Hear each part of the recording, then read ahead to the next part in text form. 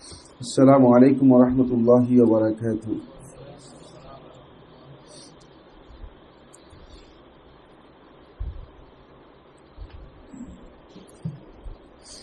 إن الحمد لله نحمده ونستعينه ونستغفره ونؤمن به ونتوكل عليه ونعوذ بالله من شرور أنفسنا ومن سيئات أعمالنا.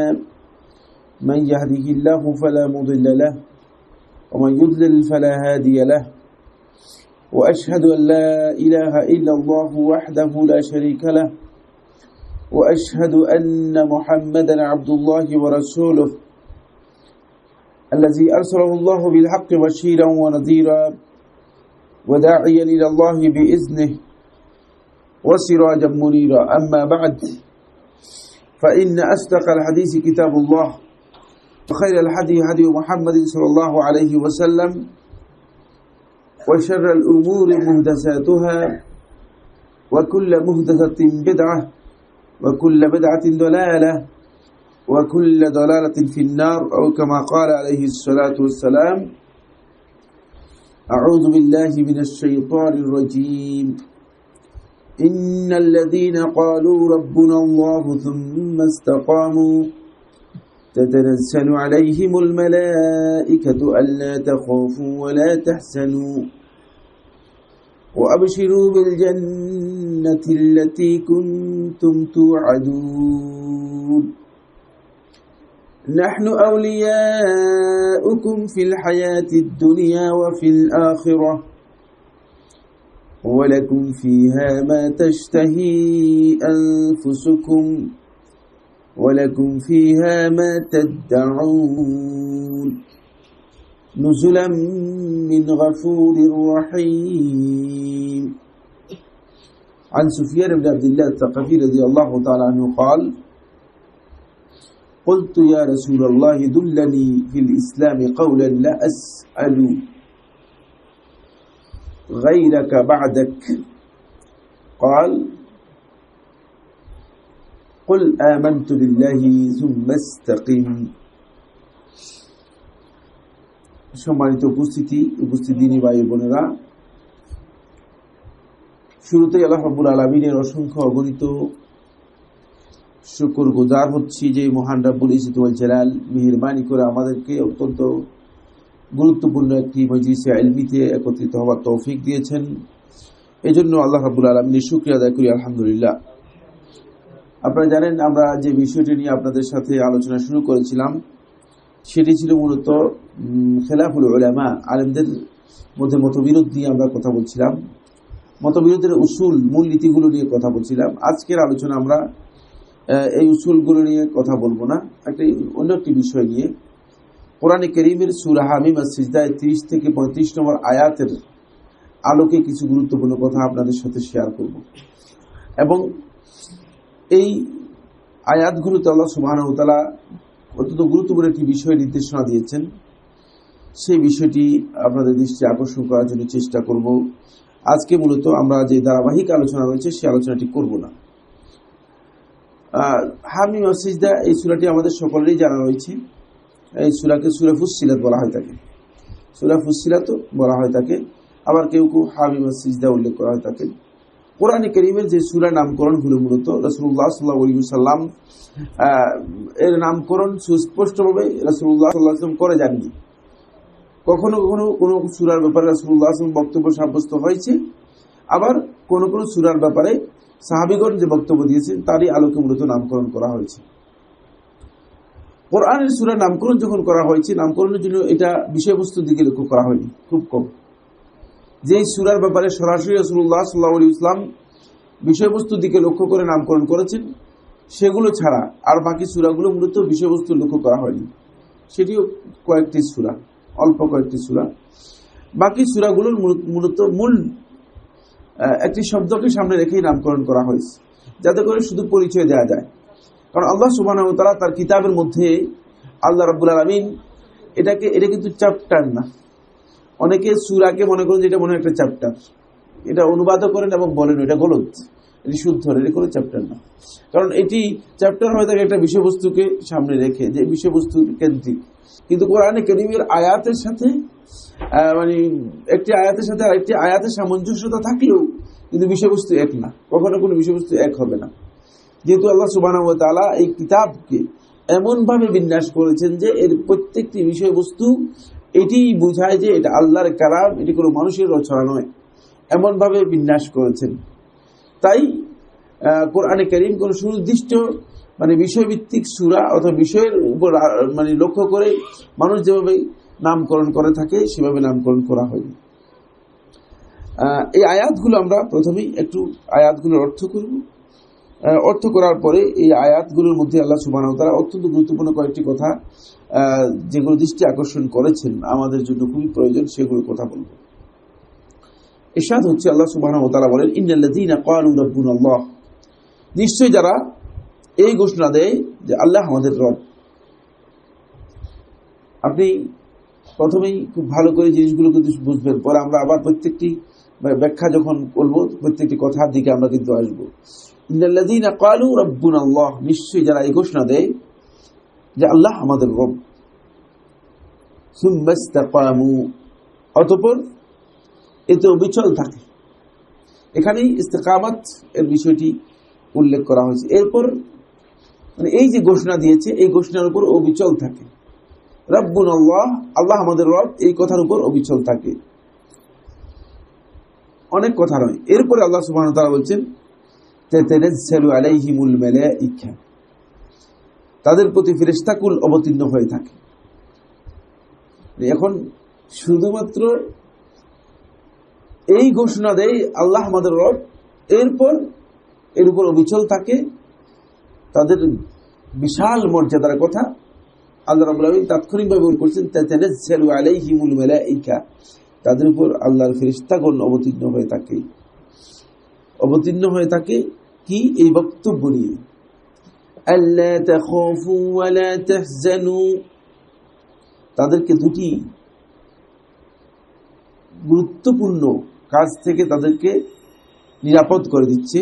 একটি হচ্ছে আল্লা তাখাফু, তোমরা ভয় করো না।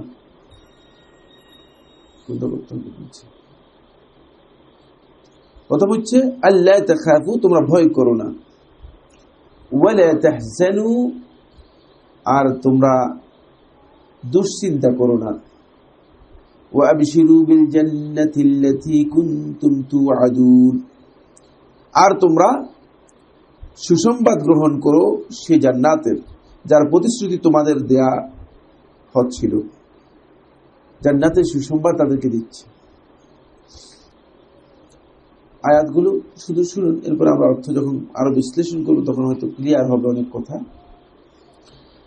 এরপর আল্লাহ সুবহানাহু ওয়া তাআলা ইরশাদ করছেন, নাহনু আউলিয়াউকুম ফিল হায়াতিদ দুনিয়া ওয়া ফিল আখিরাহ, আমরা, মানে আমরা বলতে এখানে আল্লাহ সুবহানাহু ওয়া তাআলা নিজেকে বুঝাচ্ছেন, এটাও হতে পারে, অথবা আমরা বলতে এখানে ফেরেশতাদের বক্তব্য, এটাও হতে পারে ফেরেশতারা বলছেন।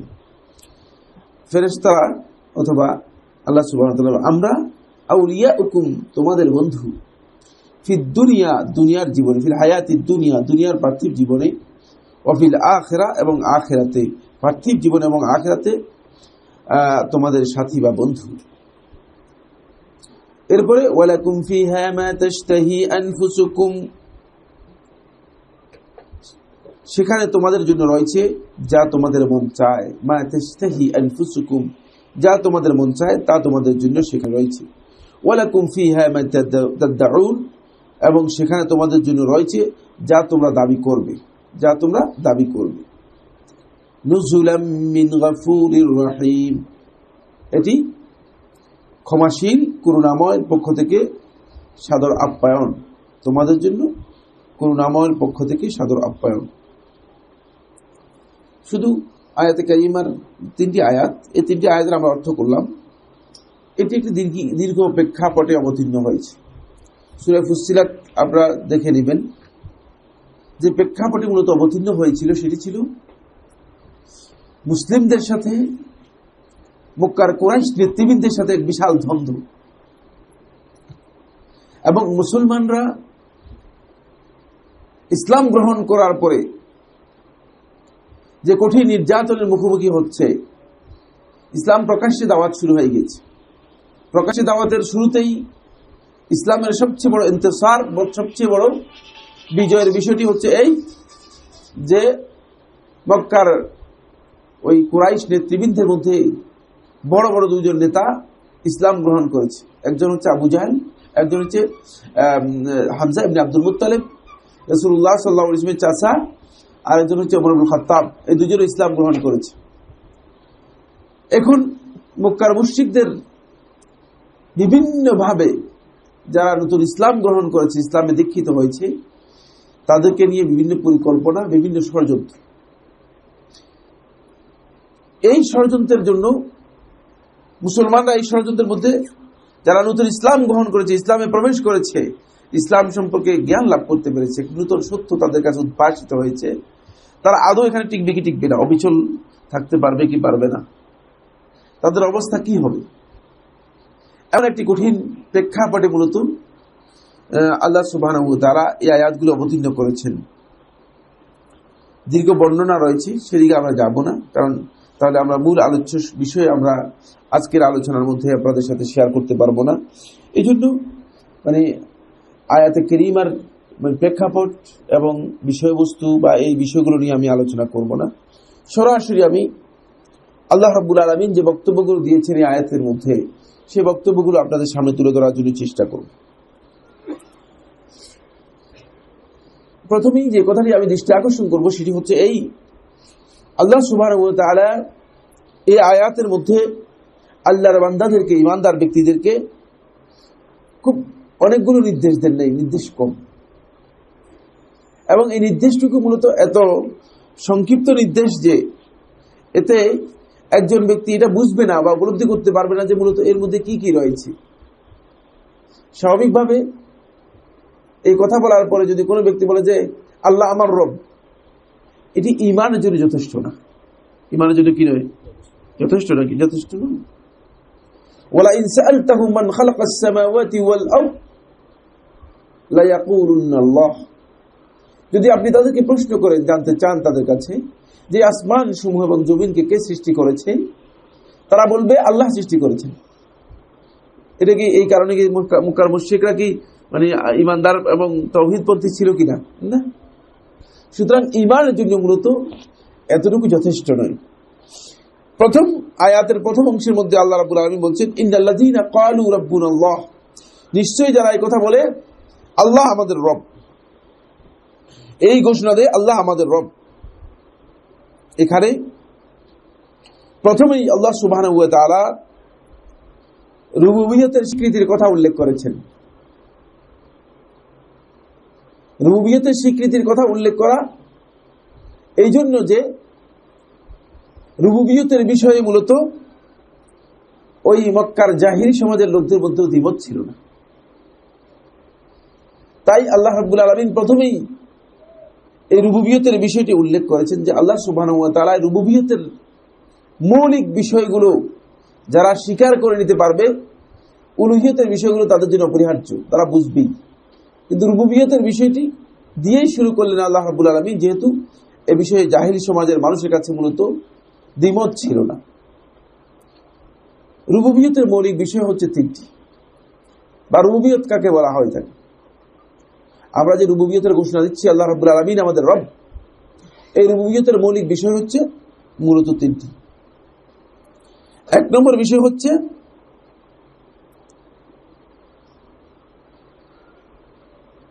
আল খালক, সৃষ্টি। আল্লাহ রাব্বুল আলামিনকে বান্দা খালিক হিসেবে, স্রষ্টা হিসেবে মেনে নিবে। ওয়াল খালিকুল মালিক আল মুতাসাররিফ লিকুল্লি শাই। আল্লাহ রাব্বুল আলামিনের এই তিনটি বৈশিষ্ট্যকে কমপ্লিটলি, পরিপূর্ণরূপে কোন ঈমানদার ব্যক্তি যদি মেনে নেয়, তাহলে তিনি রুবুবিয়তের কথা স্বীকার করলেন।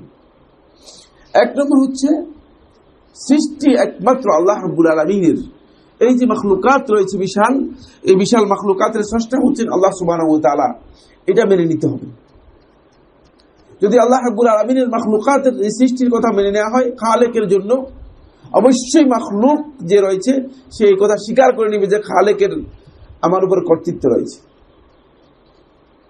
তাই প্রথমেই এটি স্বীকার করে নিতে হবে যে আল খালকু লিল্লাহি সুবহানাহু ওয়া তাআলা, সৃষ্টি মূলত আল্লাহ রাব্বুল আলামিনের জন্য। সৃষ্টির এই বিষয়টি আল্লাহ সুবহানাহু ওয়া তাআলা তিনি নিজেও সৃষ্টি করেছেন, আবার আল্লাহ রাব্বুল আলামিন সৃষ্টির জন্য মূলত বান্দাকেও কি দিয়েছেন, সুযোগ দিয়েছেন। বান্দাকেও আল্লাহ রাব্বুল আলামিন সৃষ্টির সাথে সুযোগ দিয়েছেন। কিন্তু আল্লাহ রাব্বুল আলামিনের সৃষ্টি আর বান্দার সৃষ্টির মধ্যে পার্থক্য আছে। আল্লাহ রাব্বুল আলামিনের সৃষ্টিকে বলা হয় থাকে ইজাদুশ শাইই মিনাল আদম, নাথিং থেকে কোনো জিনিসকে অস্তিত্বে আনার নাম হচ্ছে সৃষ্টি। এটা আল্লাহ সুবহানাহু ওয়া তাআলার সৃষ্টি, কোনো জিনিস নেই। ইন্নামা আমরুহু ইযা আরাদা শাইআন আন ইয়াকুলা লাহু কুন ফায়াকুন। আল্লাহ রাব্বুল আলামিন যখন কোনো কিছু সৃষ্টি করার জন্য ইচ্ছা পোষণ করেন, ইচ্ছা করেন, তখন আল্লাহ সুবহানাহু ওয়া তাআলার রীতি হচ্ছে, সিস্টেম হচ্ছে, রোল হচ্ছে এটি যে আল্লাহ রাব্বুল আলামিন সেটাকে বলেন হয়ে যাওয়ার জন্য নির্দেশ দেন আর হয়ে যায়। এর জন্য কোনো বস্তুর প্রয়োজন নেই। এটা আপনার মাথায় আর আমার মাথায় ধরুক বা না ধরুক, আপনি হয়তো মনে করতে কি ব্যাপার, কিভাবে আপনি বলছেন হয়ে যাওয়ার জন্য বললেই হয়ে যায়, এটি কোন ধরনের কথা বলছেন? এটি আমার আর আপনার মাথা ধরবে না। কারণ খালেক সুবহানাহু ওয়া তাআলার এত বিশাল ক্ষমতা যে তার জন্য সৃষ্টির উপাদানের প্রয়োজন নেই, তিনি সত্যিকার খালেক। আর আপনার এই খালকের পার্থক্য হচ্ছে, আপনার এই সৃষ্টি হচ্ছে ইজাদুশ শাইই মিনাশ শাই, কোন বস্তু থেকে বস্তুতে রূপান্তরিত করা, এটা হলো সৃষ্টি। এটাকে আরেকটি শব্দ দিয়ে পরিচয় করা হয়, সেটা হচ্ছে কোনো জিনিসকে তৈরি করা বা রূপান্তরিত করা। মানুষ মূলত এই কাজটি করে, কিন্তু মানুষের এই কাজকেও আল্লাহ রাব্বুল আলামিন মর্যাদা দিয়েছেন। ফলে মানুষদেরকেও আল্লাহ সুবহানাহু ওয়া তাআলা সৃষ্টির মর্যাদা দিয়ে মানুষের কথা উল্লেখ করেছেন। কিন্তু কোনো মানুষ মূলত সত্যিকার আল্লাহ রাব্বুল আলামিন যে খালেক, এই খালক মানুষের পক্ষে সম্ভব নয়। মানুষ আল্লাহ রাব্বুল আলামিনের খালকের সাথে সামান্যতম কোনো শেয়ার করার অধিকার রাখে না। এটি হলো খালকের ব্যাপারে। আল্লাহ রাব্বুল আলামিন এর রুবুবিয়তের প্রথম পয়েন্ট হচ্ছে যে আমরা আল্লাহ রাব্বুল আলামিন যে খালেক, তিনি যে স্রষ্টা, প্রত্যেকটি সৃষ্টির তিনি সৃষ্টি করেছেন, সেটাকে আমাদেরকে কি করতে হবে? ঘোষণা দিতে হবে, মেনে নিতে হবে। রুবুবিয়তের দ্বিতীয় বিষয় হচ্ছে আল মুলকু লিল্লাহি সুবহানাহু ওয়া তাআলা, যিনি সৃষ্টি করেছেন মূলত তিনিই মালিক। আপনার মালিককে আল্লাহ রাব্বুল আলামিন। এই কায়নাতের গোটা সৃষ্টি জগতের মালিক হচ্ছেন আল্লাহ সুবহানাহু ওয়া তাআলা। এটা যদি কোনো ব্যক্তি মেনে নেন তাহলে তিনি রুবুবিয়ত মেনে নিলেন। যদি মনে করেন যে না, আমার এই বস্তুর মালিক হচ্ছে আমি, তাহলে আপনি ভুল করবেন। তারপরেও আল্লাহ রাব্বুল আলামিন তার এই বিশাল মালিকানাকে আল্লাহ সুবহানাহু ওয়া তাআলা বান্দার মধ্যে কিছু অংশ কি করেছেন? শেয়ার করেছেন। কিছু জিনিস বান্দাকে শেয়ার করেছেন। বান্দাকে আল্লাহ রাব্বুল আলামিন যে মালিকানা দিয়েছেন, এই মালিকানাটা হচ্ছে, এটাকে বলা হয় থাকে আরবি পরিভাষায় মুলকুল মানফাআহ। বান্দাকে উপকৃত হওয়ার জন্য সুযোগ দিয়েছেন, বুঝলেন? উপকৃত হওয়ার মালিকানা সুযোগ দিয়েছেন। কিন্তু মুলকুর রাকাবাহ, বস্তুর পরিপূর্ণ মালিকানা যেটি, ওই বস্তুর মূল বস্তুর মালিক একমাত্র আল্লাহ সুবহানাহু ওয়া তাআলা। ফলে কোনো বান্দা আল্লাহ রাব্বুল আলামিনের এই মালিকানার বাহিরে যাওয়ার কোনো সুযোগ নেই। 3 নম্বর যে পয়েন্টটি, সেটি হচ্ছে আত-তাসাররুফু লিল্লাহি সুবহানাহু ওয়া তাআলা। রুবুবিয়তের তৃতীয় পয়েন্ট হচ্ছে আল্লাহ রাব্বুল আলামিনের জন্য তাসাররুফ। এই মাখলুকাতের মধ্যে মূলত যত কিছু সংগঠিত হচ্ছে, যা কিছু ঘটছে আর হচ্ছে, সবকিছু বুঝলেন আমাদের ইচ্ছায়, আমাদের স্বাধীন চিন্তাধারার মাধ্যমে হচ্ছে না। এগুলো মূলত আল্লাহ রাব্বুল আলামিনের নিয়ন্ত্রণে হচ্ছে এবং আল্লাহ সুবহানাহু ওয়া তাআলার কর্তৃত্বের মধ্যে হচ্ছে।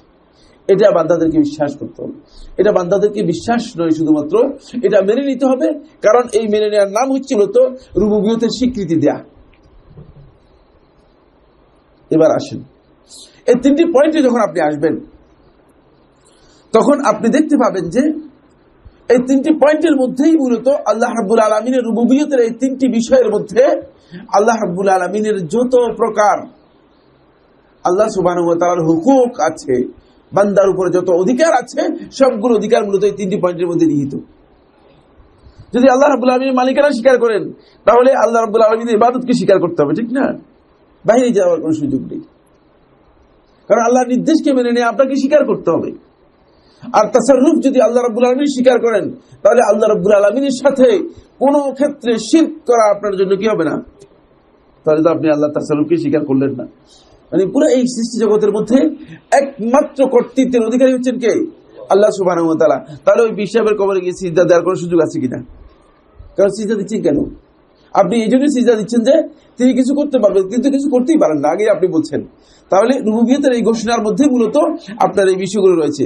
আসলে আমরা একটি একটি করে পয়েন্ট সামনের দিকে অগ্রসর হই, তাহলে আপনাদের কাছে খুব গুরুত্বপূর্ণ বিষয়টি স্পষ্ট হবে ইনশাআল্লাহ তাআলা। আমরা প্রথমে বললাম যে রুবুবিয়তের এই বিষয়টি, ঘোষণাটি মূলত তিনটি গুরুত্বপূর্ণ পয়েন্টকে শামিল করে। এক নম্বর, প্রথম পয়েন্ট হচ্ছে সকল কিছুর মূলত সার্বভৌম ক্ষমতা, সৃষ্টি বা সৃষ্টির ক্ষমতা একমাত্র আল্লাহ রাব্বুল আলামিনের জন্য। আল্লাহ রাব্বুল আলামিন ছাড়া দুনিয়ার কোনো মাখলুক কোনো কিছুকে সৃষ্টি করতে পারেও না, কোনো সৃষ্টির অধিকারও রাখে না, সৃষ্টি করার ক্ষমতাও নেই, অধিকারও রাখে না। মানুষের সৃষ্টির ব্যাপারে যে কথাটি আমি বলেছি সেটি শুধুমাত্র আল্লাহ রাব্বুল আলামিন মানুষদেরকে এতটুকু ক্ষমতা দিয়েছেন। ফলে আহলে সুন্নাত ওয়াল জামাতের আকীদা হচ্ছে মানুষের যত আফআল আছে, মানুষের যে কাজগুলো আছে, এগুলো কার সৃষ্টি? আপনাদের দেখেছি ভালো আলেম দেখেছি, এরকম আজকে নতুন দেখেছি, দেখেছি ভালো আলেম করতে গেছি।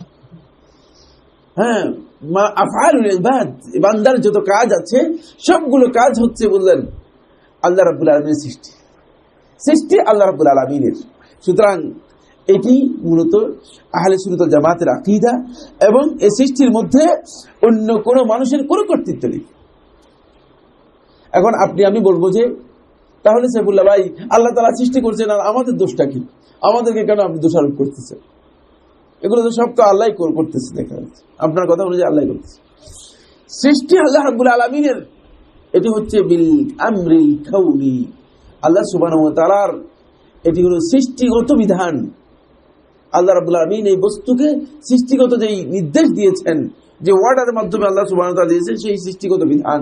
কিন্তু এই সৃষ্টির মধ্যে বান্দার একটা অংশ রয়ে গিয়েছে, সেটা হচ্ছে বান্দা এখানে এসে সেটাকে অ্যাচিভ করতেছে, অর্জন করতেছে, তার ইখতিয়ার সেখানে সুযোগ রয়েছে। বুঝতে পেরেছেন কিনা? আমি যদি এখানে না আসতাম তাহলে কিন্তু আসা হতো না, মানে আসার ইখতিয়ারটুকু মূলত আমার মাধ্যমে হয়েছে। মূলত এই কারণে প্রত্যেকটি বান্দা আল্লাহ রাব্বুল আলামিনের কাছে তার প্রত্যেকটি আমলের জন্য কিয়ামতের দিন জবাবদিহি করতে হবে। এটি হলো প্রথম পয়েন্ট। দ্বিতীয় নম্বর পয়েন্ট হচ্ছে যেটা বললাম, যে সকল কিছুর মালিকানা ও সার্বভৌমত্ব একমাত্র আল্লাহ রাব্বুল আলামিনের। আল্লাহ তাআলার মূলত মানুষের জন্য স্বীকৃত মালিকানা আল্লাহ রাব্বুল আলামিনের পক্ষ থেকে শুধুমাত্র মানফাআত, ভোগাধিকার যেটাকে বলা হচ্ছে, এর মধ্যে সীমাবদ্ধ, এর বাহিরে নয়। আল্লাহ সুবহানাহু ওয়া তাআলা কোরআনে কারীমের সূরা আলে ইমরান 189 নম্বর আয়াতের মধ্যে ইরশাদ করেন, লাহু মুলকুস সামাওয়াতি ওয়াল আরদ ওয়া হুয়া আলা কুল্লি শাইইন কাদির। আসমান সমূহ এবং এই যে জমিন, এই জমিনের মালিকানা মূলত আল্লাহ রাব্বুল আলামিনের। এখন আমরা অনেকেই জমিনের মালিকানা কাগজপত্র নিয়ে দৌড়াদৌড়ি করতেছি, এই শুধুমাত্র অল্প কিছু মালিকানার জন্য। বুঝতে পেরেছেন কিনা?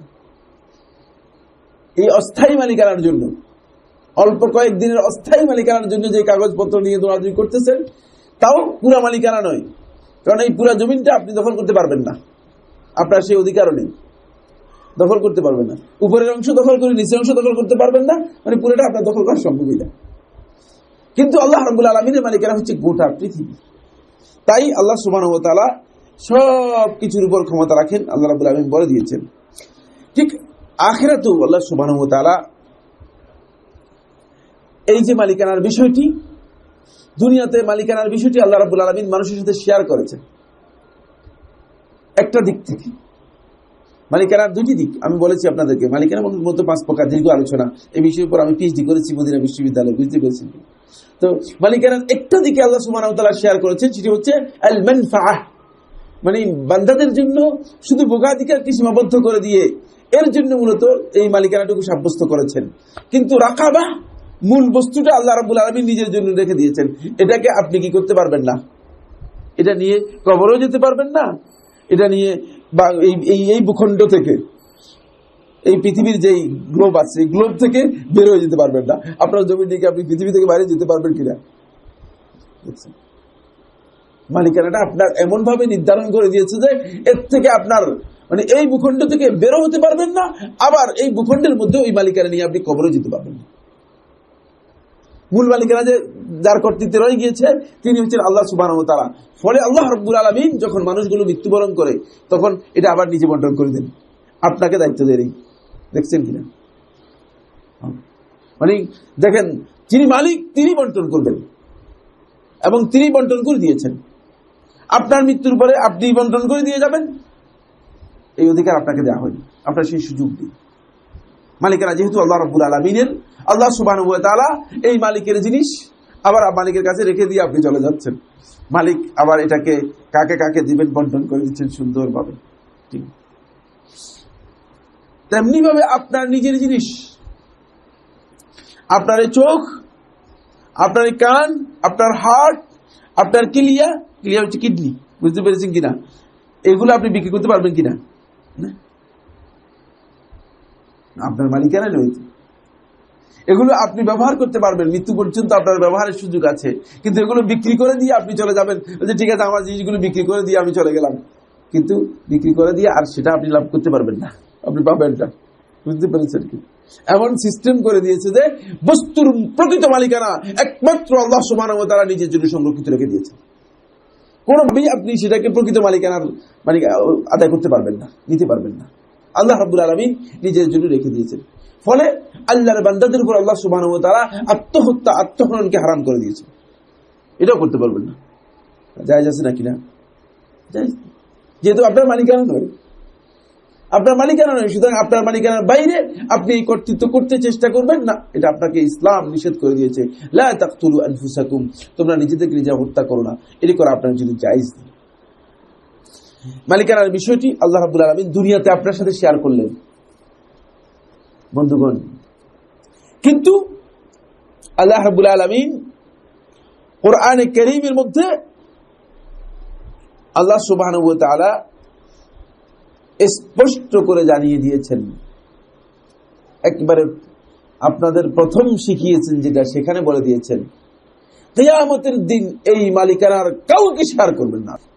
মালিক ইয়াউমিদ্দিন, ওই বিচার দিনে আর কেউ কোনো কিছুর মালিকানার দাবি করার সুযোগ নেই। আপনি একটা তেনা, গায়ের মধ্যে একটা কাপড়, এর মালিকানার আপনার সুযোগ নেই। বুঝতে পেরেছেন কিনা? আপনি উত্থিত হবেন, আপনার গায়ের মধ্যে একটা কাপড় থাকবে, সামান্য মালিকানার আপনি সুযোগ পাবেন না, কোনো মালিকানার আপনার নেই। আল্লাহ সুবহানাহু ওয়া তাআলা সূরা গাফির 16 নম্বর আয়াতের মধ্যে ইরশাদ করেন, অত্যন্ত কঠিন ভাষায় বলেন, লিমানিল মুলকুল ইয়াউম, সেদিন এই যে আজকের ধাপড় দেখাচ্ছে যারা বড় বড় মালিক, বিশাল বিশাল বাদশা, রাজাদিরাজ, ক্ষমতাধর প্রেসিডেন্ট, বিভিন্নভাবে লকব টকব নিয়ে বিশ্ববাসীর উপর যে কর্তৃত্ব করে যাচ্ছে, সেদিন সবাই এই আদম সন্তানরা যখন একত্রিত হবে মাহশারে, লিমানিল মুলকিল ইয়াউম, আজকের দিনে ক্ষমতা কার একটু বলুন, বা মালিকানাটা কার একটু তোমাদের কাছে জানতে চাই। তখন কেউ আর কিচ্ছু বলবে না, বলার অধিকার নেই, কারোর কাছে কিছুই তো নেই, 2 টাকা আপনার কাছে নেই, আপনি এই বাংলাদেশের অর্থ বাংলাদেশের মালিক, আপনার কাছে 2 টাকাও নেই, কিচ্ছু নেই আপনার কাছে, কপর্দকহীন, আপনার কাছে আপনার গায়ের কাপড় পর্যন্ত নেই। লিমানিল মুলকুল ইয়াউম, আজকের এই দিনে মালিকানা কার তোমাদের কাছে জানতে চাই, কেউ কিছু নেই। তারপর আল্লাহ সুবহানাহু ওয়া তাআলার পক্ষ থেকে আওয়াজ দেওয়া হবে, বলা হবে লিল্লাহিল ওয়াহিদিল কাহ্হার, এদিনের মালিকানা আল্লাহ রাব্বুল আলামিনের, আল ওয়াহিদিল কাহ্হার, যিনি একক অদ্বিতীয়, আল কাহ্হার, সব কিছুর উপর যিনি তার ক্ষমতা প্রতিষ্ঠা করেন। কারো কোনো শব্দ থাকবে না, পিসপিসানি থাকবে না, আওয়াজ পর্যন্ত বন্ধ হয়ে যাবে সেদিন। আপনি সাহস করে কিছু বলবেন, সেদিন কোনো আওয়াজ থাকবে না। আজকে আপনার তথাকথিত এই পীর, তথাকথিত কুতুবুল আকতাব, তথাকথিত এই সমস্ত গাঁজাখোর আর মদখোর এই সমস্ত ব্যক্তিরা যারা আজকে মানুষদেরকে ওয়াদা দিচ্ছে জান্নাতে নিয়ে যাবে, কিভাবে কোন জান্নাতে নিবে তারা? তাদের কোনো কর্তৃত্ব নেই, কারো কোনো কর্তৃত্ব থাকবে, এমনকি নবী এবং রাসূলদের কর্তৃত্ব থাকবে না। যাদেরকে শুধুমাত্র রাব্বুল ইজ্জত ওয়াল জালাল মেহেরবানি করে অনুমতি দিবেন, তারাই সেদিন কথা বলতে পারবে। আজকে আমরা প্রতারিত হচ্ছি তাদের কাছে গিয়ে। একদল লোক সারা জীবন খারাপ কাজ করে শেষ পর্যন্ত এদের কাছে গিয়ে বলে যে ঠিক আছে বাবা আমার জান্নাতে দিতে পারবে কিনা, হ্যাঁ তোমার জন্য জান্নাত ওপেন, আমি জান্নাতের তোমার জন্য 8 দরজাই বাজেট করে রাখছি, আর সব টাকা সেখানে ঢেলে দিচ্ছে। শয়তান মানে তাকে এমন ভাবে প্রতারিত করছে যে শেষ পর্যন্ত টাকা পয়সা সব নিয়ে গিয়ে ওই বাবার পায়ের নিচে ফেলে দিচ্ছে। নাউযুবিল্লাহি মিন যালিক, কোনো কাজে আসবে না। আল্লাহ রাব্বুল আলামিন কিয়ামতের দিন মূলত আল্লাহ সুবহানাহু ওয়া তাআলা এই বিষয়ে মোটেও কাউকে শেয়ার করবেন না। এই মালিকানা একমাত্র আল্লাহ রাব্বুল আলামিনের জন্য থেকে যাবে। এটি হলো দ্বিতীয় পয়েন্ট। তাই বান্দা যদি আল্লাহ রাব্বুল আলামিনের এই মালিকানার কথা স্বীকার করে, তাহলে বান্দা আল্লাহ রাব্বুল আলামিনের এই মালিকানার সাথে আল্লাহ রাব্বুল আলামিনের সমস্ত হক যা অধিকার আছে সবগুলো স্বীকার করতেই হবে, সবগুলো হককে মেনে নিতে হবে। 3 নম্বর পয়েন্ট হচ্ছে আল্লাহ সুবহানাহু ওয়া তাআলা এর মালিকানার সাথে আল্লাহ রাব্বুল আলামিনের কর্তৃত্ব, আল্লাহ রাব্বুল আলামিন সকল বস্তুর উপর তার সরাসরি কর্তৃত্ব রয়েছে। রুবুবিয়তের সবচেয়ে গুরুত্বপূর্ণ পয়েন্ট হচ্ছে এই যে লালন পালন, সকল বস্তুর লালন পালনের সব কর্তৃত্ব মূলত আল্লাহ রাব্বুল আলামিন, আল্লাহ সুবহানাহু ওয়া তাআলা করছেন, সবকিছু তিনিই করছেন। এই 3টি বিষয় যদি রুবুবিয়তের কোনো বান্দা মৌলিক এই 3টি বিষয়ে স্বীকৃতি দেয়, এই 3টি বিষয়ের সাথে ওতপ্রোতভাবে জড়িত হচ্ছে রুবুবিয়তের আরো 2টি বিষয়। এই 2টি বিষয় মূলত রুবুবিয়তের মৌলিক বিষয়, যেগুলো আল্লাহ রাব্বুল আলামিন এই আয়াতের মধ্যে সরাসরি বলেন নাই। কেন সরাসরি বলেন নাই, এই কথাটি আমি আপনাদের দৃষ্টি আকর্ষণ করেছি।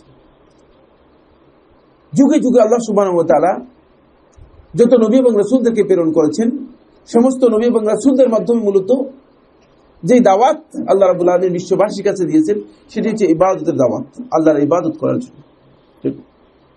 ইয়া কওমি ইবুদুল্লাহ মা লাকুম মিন ইলাহিন গায়রুহু, হে আমার সম্প্রদায়ের লোকরা, তোমরা আল্লাহর ইবাদত করো, মা লাকুম মিন ইলাহিন গায়রুহু, আল্লাহ রাব্বুল আলামিন ছাড়া তোমাদের কোনো ইলাহ নেই। ইবাদতের কথা বলা হচ্ছে। ওয়ালাকাদ বা'সনা ফি কুল্লি উম্মাতির রাসূলা আন ইবুদুল্লাহ ওয়াজতানিবুত তাগুত, প্রত্যেক উম্মতের কাছে আমি রাসূল প্রেরণ করেছি যে আন ইবুদুল্লাহ, তোমরা আল্লাহর ইবাদত করো, ওয়াজতানিবুত তাগুত, তাগুতকে পরিহার করো। সুতরাং ইবাদতের জন্য মূলত যুগে যুগে আল্লাহ রাব্বুল আলামিন নবী এবং রাসূলদেরকে প্রেরণ করেছেন। কিন্তু আল্লাহ সুবহানাহু ওয়া তাআলা এই আয়াতের মধ্যে এই কথা বলছেন যে ইন্নাল্লাযীনা ক্বালু রাব্বুনাল্লাহ, যারা শুধু এই কথা বলবে যে আমাদের রব আল্লাহ, এই ঘোষণা দেবে, আদৌ কি শুধুমাত্র রুবুবিয়তে যথেষ্ট না? এই রুবুবিয়তের মধ্যে মূলত আল্লাহ সুবহানাহু ওয়া তাআলা তার ইবাদত এবং হুকুকের বিষয়টি এর মধ্যে নিহিত আছে। রুবুবিয়তের শুধু ঘোষণা দিলেই যথেষ্ট নয়। রুবুবিয়তের ঘোষণা দিলে যথেষ্ট নয় কেন? এর কারণ হচ্ছে, যদি কোনো ব্যক্তি আল্লাহ রাব্বুল আলামিনের শুধুমাত্র আল্লাহ সুবহানাহু ওয়া তাআলার আফআলগুলোকে মেনে নেয় অথবা হুকুকগুলোকে মেনে না নেয়, তাহলে সে ব্যক্তি আল্লাহ রাব্বুল আলামিন রুবুবিয়তের ঘোষণা দিল না। একটা আরেকটার সাথে ওতপ্রোতভাবে জড়িত, বুঝতে পেরেছেন কিনা? একটা আরেকটার সাথে ওতপ্রোতভাবে জড়িত, বিচ্ছিন্ন নয়। যেমন একজন ব্যক্তির সাথে, মানে একজন মানুষের সাথে, মানুষের অবয়ব যেটাকে দেহ বলা হয় থাকে, আর মানুষ যেটা সেটা হচ্ছে রূহ। বুঝতে পেরেছেন কিনা? রূহ এবং দেহ দুটা একটা আরেকটা থেকে বিচ্ছিন্ন নয়। ঠিক রুবুবিয়ত থেকে আল্লাহ রাব্বুল আলামিন উলুহিয়ত, মানে একটি আরেকটি থেকে সম্পূর্ণ বিচ্ছিন্ন নয়। ফলে আল্লাহ সুবহানাহু ওয়া তাআলা রুবুবিয়তের মাধ্যমে মূলত এখানে উলুহিয়তের মূল কথাটি তুলে ধরেছেন। উলুহিয়তের কথা আর আলোচনা করার দরকার নেই। কেন? যেহেতু রুবুবিয়তের এই 3টি পয়েন্টের মধ্যেই মূলত আল্লাহ রাব্বুল আলামিনের উলুহিয়তের মূল বিষয়টি রয়েছে। উলুহিয়তের মূল বিষয়টি রয়েছে। যখন আল্লাহ রাব্বুল আলামিনের জন্য কর্তৃত্ব সাব্যস্ত করবেন, তখন আপনি আল্লাহ রাব্বুল আলামিনের বিধানকে অবশ্যই, তার কর্তৃত্বের মধ্যেই আল্লাহ রাব্বুল আলামিনের বিধানকে অবশ্যই আপনাকে মেনে নিতে হবে। আল্লাহর বিধান অনুযায়ী আপনাকে সবকিছু করতে হবে। ফলে আল্লাহ সুবহানাহু ওয়া তাআলা এই আয়াতের মধ্যে শুধুমাত্র রুবুবিয়তের কথা উল্লেখ করেছেন, কিন্তু ঈমানের জন্য বা তাওহীদকে বাস্তবায়ন করার জন্য আল্লাহ রাব্বুল আলামিনের শুধু রুবুবিয়তের ঘোষণাই যথেষ্ট নয়, বরং রুবুবিয়তের সাথে আল্লাহ রাব্বুল আলামিনের উলুহিয়তের যে বিষয়টি রয়েছে, সেই বিষয়টি অবশ্যই সম্পৃক্ত হতে হবে, অবশ্যই সম্পৃক্ত হতে হবে। এরপরে যে পয়েন্টটি আমি আপনাদের সাথে আজকের এই আলোচনার মধ্যে দৃষ্টি আকর্ষণ করতে চাই সেটি হচ্ছে রুবুবিয়তের অনিবার্য যে দাবিগুলো হচ্ছে সেটি হলো দুটি, যেটি এই আয়াতের মধ্যে মূলত অন্তর্নিহিত আছে, সুস্পষ্ট করে বলা হয়নি। এক, সকল প্রকার ইবাদতের একমাত্র ও প্রকৃত যোগ্য ইলাহ হচ্ছেন আল্লাহ তাআলা। যেহেতু রুবুবিয়ত তার, সুতরাং উলুহিয়ত তারই সাব্যস্ত হবে, অন্য কারোর জন্য উলুহিয়ত সাব্যস্ত করার কোনো সুযোগ নেই। যেহেতু আল্লাহ রাব্বুল আলামিন রুবুবিয়তের ঘোষণা দিলেই আপনাকে অবশ্যই আল্লাহ রাব্বুল আলামিন উলুহিয়তকে মেনে নিতে হবে। এই উলুহিয়তের অনিবার্য দাবি হচ্ছে এটি। তাহলে রুবুবিয়তের ঘোষণা আপনার শুদ্ধ হবে না। ফলে এই আয়াতের মধ্যে এই কথা বলছে যে রুবুবিয়তের ঘোষণা দেবে যে, মানে উলুহিয়তকে মেনে নিয়ে যে ব্যক্তি রুবুবিয়তের ঘোষণা দিবে তাহলে তার এই ঘোষণাটুকু শুদ্ধ হবে, অন্যথায় তার এই ঘোষণা শুদ্ধ হবে না। একজন এসে বলতে পারে যে আমরা আল্লাহকে রব হিসেবে স্বীকার করি, ইবাদত যাই করি না কেন, তাহলে তো হয়তো আল্লাহ তাআলা আমাদের জান্নাত দিবেন না কেন? এটা একটা মাসালা না। রুবুবিয়তের এই ঘোষণা যথেষ্ট নয়। ফলে মক্কার জাহেলি সমাজের মুশরিকরাও আল্লাহ রাব্বুল আলামিনের কাছে মুসলিম হিসেবে আখ্যায়িত হয়নি, তারা মুসলমান ছিল না, কিন্তু তারা আল্লাহকে রব হিসেবে স্বীকার করত। ঠিক আমাদের এই সমাজের মানুষ যারা কবর পূজা করছে, বিভিন্ন পূজা করছে, তারাও মুসলমান হবে না যেহেতু তাদের এই রুবুবিয়তের ঘোষণা মূলত গ্রহণযোগ্য নয়, যেহেতু তারা উলুহিয়তের ক্ষেত্রে আল্লাহ রাব্বুল আলামিনের কি করতেছে, শরীক সাব্যস্ত করছে। আল্লাহ রাব্বুল আলামিন উলুহিয়ত যেভাবে মেনে নেওয়ার কথা সেভাবে আল্লাহ সুবহানাহু ওয়া তাআলা উলুহিয়ত তারা মেনে নেয়নি, উলুহিয়ত মেনে নেয়নি।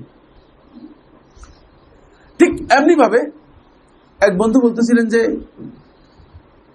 আজকে যারা পৃথিবীর মধ্যে ভিন্ন ধর্মের অনুসারী আছে, খ্রিস্টানরা আছে, ইহুদিরা আছে, তারা তো আল্লাহ রাব্বুল আলামিনকে রব হিসেবে মনে করে না?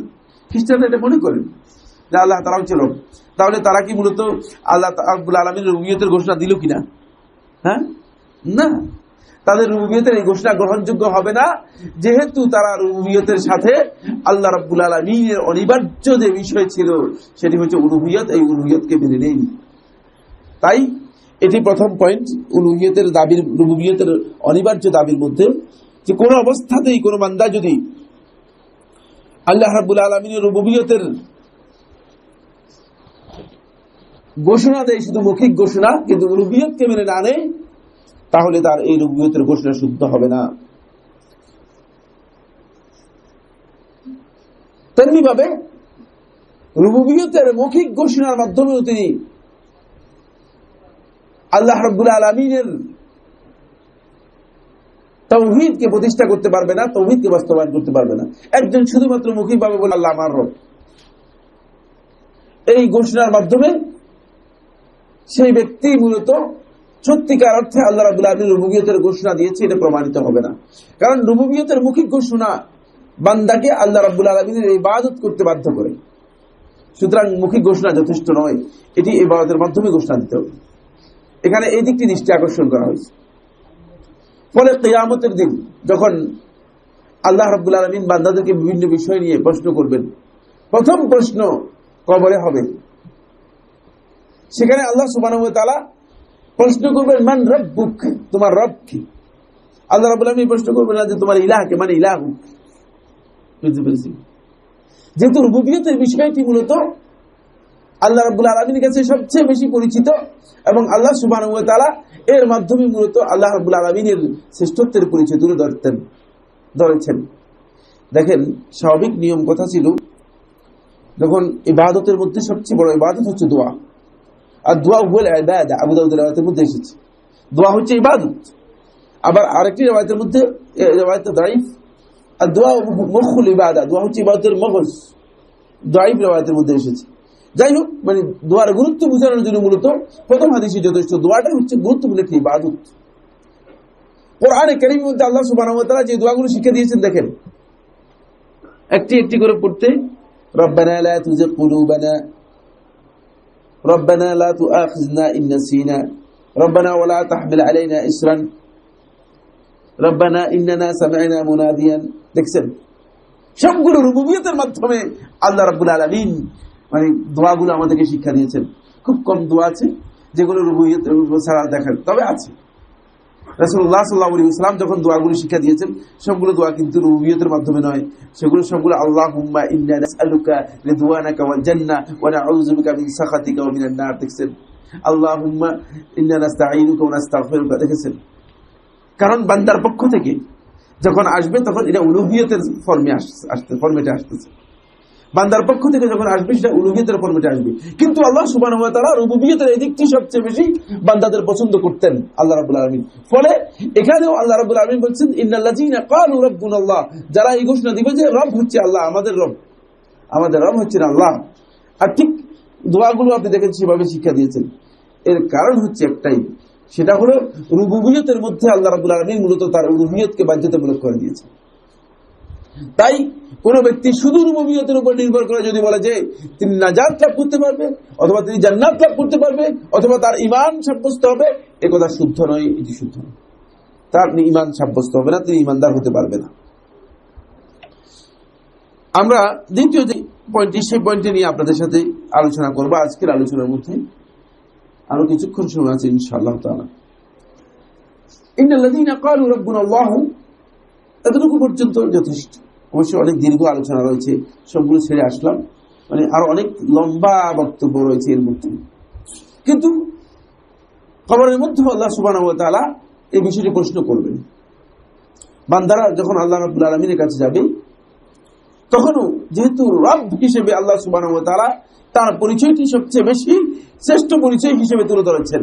আপনি দেখেন কোরআনে কারীমের মধ্যে শুরু করলেন কিভাবে, আলহামদুলিল্লাহি রাব্বিল আলামিন। যেহেতু রুবুবিয়তের বিষয়টি, এই গোটা মাখলুকাতকে যিনি লালন পালন করছেন, গোটা মাখলুকাতকে যিনি পরিচালনা করছেন, গোটা মাখলুকাতের উপর যার কর্তৃত্ব রয়েছে, তিনি হচ্ছেন আল্লাহ রাব্বুল আলামিন। তাই রাব্বুল আলামিন সেখানে যখন পরিচয় দিচ্ছেন, এমন ভাবে তার পরিচয় তুলে ধরেছেন যে রুবুবিয়তের মূল বিষয়টি নিয়ে আল্লাহ রাব্বুল আলামিন তার পরিচয় তুলে ধরেছেন। কিন্তু রুবুবিয়তের মধ্যে আল্লাহ রাব্বুল আলামিনের উলুহিয়ত বাধ্যতামূলক। উলুহিয়ত থেকে যদি কেউ রুবুবিয়তকে বিচ্ছিন্ন করে, সেটা হচ্ছে দেহ থেকে রূহকে বিচ্ছিন্ন করার মতো।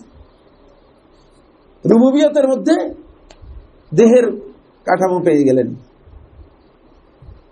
কিন্তু দেহের মূল্য তো মূলত রূহের মধ্যে, ঠিক না? কোন মানুষের যদি দেহের মধ্যে রূহ না থাকে, তাহলে এই রূহ, এই দেহের কোনো মূল্য আছে কিনা? এটাকে আদৌ দুনিয়ার কেউ মূল্য দিচ্ছে কিনা? দেবে না। রূহ হচ্ছে মূলত উলুহিয়ত। আল্লাহ রাব্বুল আলামিনের সত্যিকার যদি কেউ রুবুবিয়তের ঘোষণা দিতে চায়, তাহলে সে উলুহিয়তকে মেনে নিয়ে আল্লাহ রাব্বুল আলামিন উলুহিয়তকে বাস্তবায়ন করলেই শুধু রুবুবিয়তের ঘোষণা দিবে, ঘোষণা বাস্তবায়িত হবে, অন্যথায় রুবুবিয়তের ঘোষণা হবে না। মূলত এটাই মূল কথা। এতক্ষণ পর্যন্ত যত কথা আমরা বললাম, সব কথার মূল কথা আপনাদের দৃষ্টি আকর্ষণ করলাম। এইবার আসুন যে পয়েন্টটি আমি দৃষ্টি আকর্ষণ করব, দ্বিতীয় শর্ত। সুম্মা ইসতাকামু, আল্লাহ সুবহানাহু ওয়া তাআলা ইরশাদ করেন, অতঃপর তারা এই বক্তব্যের উপর অবিচল থাকে। আপনি রুবুবিয়তের আল্লাহ রাব্বুল আলামিনের যে ঘোষণার কথা আল্লাহ তাআলা বললেন, তারা বলবে, ঘোষণা দিবে রাব্বুনাল্লাহ, এই ঘোষণার পর ইস্তিকামত, অবিচল থাকবে। ইস্তিকামত কি? এটি আজকের মূল আলোচ্য বিষয়। মূলত এই পয়েন্টটি নিয়ে আমি আপনাদের সাথে গুরুত্বপূর্ণ কয়েকটি বিষয় শেয়ার করব, যাতে করে আমরা বুঝতে পারি যে আসলে ইসলাম মূলত ইস্তিকামতের একটা দিন, দ্বীনুল ইস্তিকামা। ফলে ইসলামের এই রাস্তাকে আল্লাহ সুবহানাহু ওয়া তাআলা সিরাতুম মুস্তাকিম বলেছেন। বুঝতে পেরেছি কিনা? ইস্তিকামত থেকে মূলত মুস্তাকিম শব্দ এসেছে। ইস্তিকামত থেকে শব্দটি এসে নির্গত, ডিরাইভড হয়ে এটি মুস্তাকিম শব্দ এসেছে। এই সিরাতটা, এই যে পথ, যে পথ দিয়ে আমি আর আপনি পরিচালিত হচ্ছি, বা যে পথে আমি আপনি অগ্রসর হচ্ছি, মূলত এই পথটি হচ্ছে ইস্তিকামতের উপর একটি পথ, অবিচল একটি পথ, যে পথ দিয়ে আপনি অতিক্রম করে যেতে পারবেন।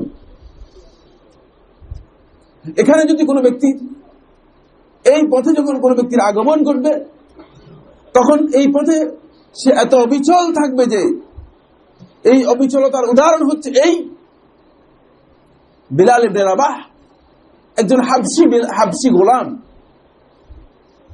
একটা হাবশি গোলাম, এই গোলামের অন্তরের মধ্যে যখন এই কালিমাতুত তাওহীদ ঢুকে গিয়েছে, সকল প্রকার নির্যাতন তার উপরে করা হয়েছে, কিন্তু তার এই দেহ থেকে এই কালিমাতুত তাওহীদের ঘোষণা বের করা যায়নি। বুঝতে পেরেছেন? রাজি হয়ে অত্যাচারের চূড়ান্ত পর্যায়ে শুধুমাত্র এই কথা ঘোষণা করতেছিল, আহাদ আহাদ আহাদ, আল্লাহ রাব্বুল আলামিনের ওয়াহদানিয়তের কথা ঘোষণা করতেছিল, কিন্তু তারপরেও এই কথা বলছে না যে না, তোমাদের অত্যাচারের কারণে এই কালিমাতুত তাওহীদ ছেড়ে দিলাম। ইস্তেকামতের এমন চূড়ান্ত পর্যায়ে চলে। বুঝতে পেরেছেন? আর যদি এই চূড়ান্ত পর্যায়ে না আসে, তাহলে বুঝতে হবে যে তিনি আসলে এই দ্বীনের ইস্তেকামতের বিষয়টি তার কাছে মানে সত্যিকার ভাবে উপলব্ধ হয়নি, বা তিনি সত্যিকার ভাবে বুঝতে পারেননি। তাই ঘোষিত যে আকীদা, যেই আকীদার উপর আমি মনে করছি এইটি হচ্ছে সহিহ আকীদা, এটাই হচ্ছে সহিহ বক্তব্য। এই আকীদার উপর যখন কোনো বন্ধু বা কোনো ভাই যখন আসবেন, তখন তার উপরে সবচেয়ে গুরুত্বপূর্ণ করণীয় হচ্ছে তার এই আকীদার উপর তাকে অবিচল থাকতে হবে। আজকে আমাদের মধ্যে দেখা যায় যে অনেক, এখন মাশাআল্লাহ এখানে অনেক যুবক বেশি, অনেক যুবককে দেখা যায় আজকে এক আকীদা, কালকে আরেক আকীদা, আজকে এই পীর সাহেবের মুরিদ, কালকে ওই হুজুরের ভক্ত, পরশু ওই শাইখের পিছে পিছে ঘুরতেছে, এরপর দিন দেখা যাচ্ছে আবার আরেক শাইখের পিছনে অস্ত্র নিয়ে দৌড়াচ্ছে। বিভিন্ন ধরনের অবস্থা আমাদের মধ্যে তৈরি হচ্ছে। ঠিক আছে, কিছুদিন মানে একসাথে ঈদ করলাম, কিছুদিন সৌদি আরবের সাথে ঈদ করলাম, আবার কিছুদিন নিজের সাথে ঈদ করলাম, ইত্যাদি ইত্যাদি। মানে এখন বিভিন্ন গ্রুপ সহিহ আকীদার মধ্যে আমাদের মধ্যে বিরাজ করছে, এবং একজনেরও, এটা আমি বিশ্বাস করি, একজনেরও মূলত ইস্তেকামত বলতে কি জিনিস সেটা নেই। সবাই কেন দিন একটা অস্থির অবস্থার মধ্যে আছে। আপনি কি আসলে কনফিউজড কিনা? তাহলে আপনার এই দ্বীনের উপর আপনার ওই আপনি এই গ্রুপের মধ্যে আসতে পারেন নাই। ইন্নাল্লাযীনা ক্বালু রাব্বুনাল্লাহু সুম্মা ইসতাকামু, আপনি আসলে এই গ্রুপের মধ্যে আসতে পারেন নাই। বুঝতে পেরেছেন কিনা? ইস্তেকামত আপনার আসেনি আসলে। একবার এক মাসালা আমাদের কাছে, একবার আমাকে জিজ্ঞেস করে, একবার ডক্টর মুজিবুল্লাহকে জিজ্ঞেস করে, একবার ফুলানকে জিজ্ঞেস করে, আরেকবার আরেকজনকে জিজ্ঞেস করে, মানে উদ্দেশ্যকে আমি কিছু বুঝি না। আর এমন মাসালা যে মাসালার উত্তর মূলত সে হয়তো জন্মে রাখতে কি জানে, তারপরে আবার জিজ্ঞেস করতেছে সময় নষ্ট করার জন্য। আমি এগুলো আমার বিচার, এটার কারণ হচ্ছে একটাই, সেটা হলো এই মূলত আমাদের মধ্যে সত্যিকার যে ইস্তেকামত আসার কথা ছিল দ্বীনের ব্যাপারে, সেই ইস্তেকামতের আমাদের ভয়াল অভাব রয়েছে, বড় ধরনের অভাব রয়েছে। তাই আমরা মূলত ইসলামের এই মৌলিক আকীদার বিষয়ে, ইসলামের এই মৌলিক বিধানের বিষয়ে সত্যিকার যতক্ষণ পর্যন্ত আমাদের মধ্যে কনফিউশন থেকে যাবে, মুস্তাকিম হতে পারবো না, ততক্ষণ পর্যন্ত আল্লাহ রাব্বুল আলামিন সাহায্যের কথা এই আয়াতের মধ্যে ঘোষণা দিয়েছেন, ততক্ষণ পর্যন্ত আশা করা সম্ভব না, অসম্ভব, পাবেন না। এই গ্রুপের মধ্যেই আপনি অন্তর্ভুক্ত হতে পারবেন না। এখানে স্পষ্ট করে দিয়েছে, আপনি যেই ঘোষণাগুলো দিচ্ছেন, আপনার যে আকীদা আপনি পোষণ করলেন, যে আকীদা সম্পর্কে আপনি জানতে পারলেন, সেই বিষয়ের উপর আপনার সত্যিকার অর্থে ইস্তেকামত আছে কিনা, আপনি কি সেখানে অবিচল কিনা, আপনি নাকি নড়বড়ে অবস্থার মধ্যে আছেন। অনেকে মানে হঠাৎ করে আবার কনফিউশন হয়ে যায়। আবার আমাদের প্রোগ্রামের মধ্যে সাইফুল্লাহ ভাই, আসলে কি রাসূল সাল্লাল্লাহু আলাইহি ওয়াসাল্লাম নূরের তৈরি নাকি মাটির তৈরি? মানে আপনি কি বুঝাচ্ছেন? আপনার এখনো সন্দেহ হচ্ছে রাসূল সাল্লাল্লাহু আলাইহি ওয়াসাল্লাম নূরের তৈরি না মাটির তৈরি? আপনি এখন এই মাসআলা মধ্যে ঘুরতেছেন। আবার আরেকজন আসি, সাইফুল্লাহ ভাই এই মাসআলার মধ্যে মানে অমুকে তো এই কথা বলতেছে, অমুকে তো এই কথা বলছে। আমার কাছে অনেকে আসে বলতেছে, সাইফুল্লাহ ভাই এই মাসআলার মধ্যে তো ইখতিলাফ হয়েছে। আমি বলছি আল্লাহর ব্যাপারে তো ইখতিলাফ করেছে, ইখতিলাফ নাই যে এমন মাসআলা আছে কিনা আমি সাইফুল্লাহ জানা নেই, যেহেতু আমি ফিকহের উপর পড়েছি, সুতরাং ইখতিলাফ নাই যে এমন মাসআলা আমার তো জানাই নেই। সব মাসআলার ব্যাপারে তো ইখতিলাফ আছে, কিন্তু আপনি আসলে কি, আপনাকে সেটা সিদ্ধান্ত করতে হবে, আপনাকে সেটা জানতে হবে যে আসলে কি আপনি মুস্তাকিম হতে পেরেছেন কিনা, আপনি কি এই ব্যাপারে মজবুত ভাবে, সুদৃঢ়ভাবে এখানে প্রতিষ্ঠিত হতে পারছেন কিনা, আপনার এই আকীদা, আপনার এই আমল, আপনার এই অবস্থান মজবুত কিনা, সত্যিকার মুস্তাকিম কিনা, না এই অবস্থানের মধ্যে আপনি নড়বড় অবস্থার মধ্যে আছেন, আজকে এক আকীদা, কালকে আরেক আকীদা, পরশু আরেক চিন্তা ইত্যাদি সবগুলো মাথার মধ্যে নিয়ে ঘুরতেছে। ফলে মানুষের মধ্যে মূলত যতক্ষণ পর্যন্ত এই আল্লাহর বান্দাদের মাঝে ইস্তেকামত না আসবে, ততক্ষণ পর্যন্ত মূলত তারা হেদায়েত লাভ করতে পারবে না। একটু আসুন সামনের দিকে, খুব দ্রুত যেতে হবে, অনেকগুলো কথা রয়েছে। তাই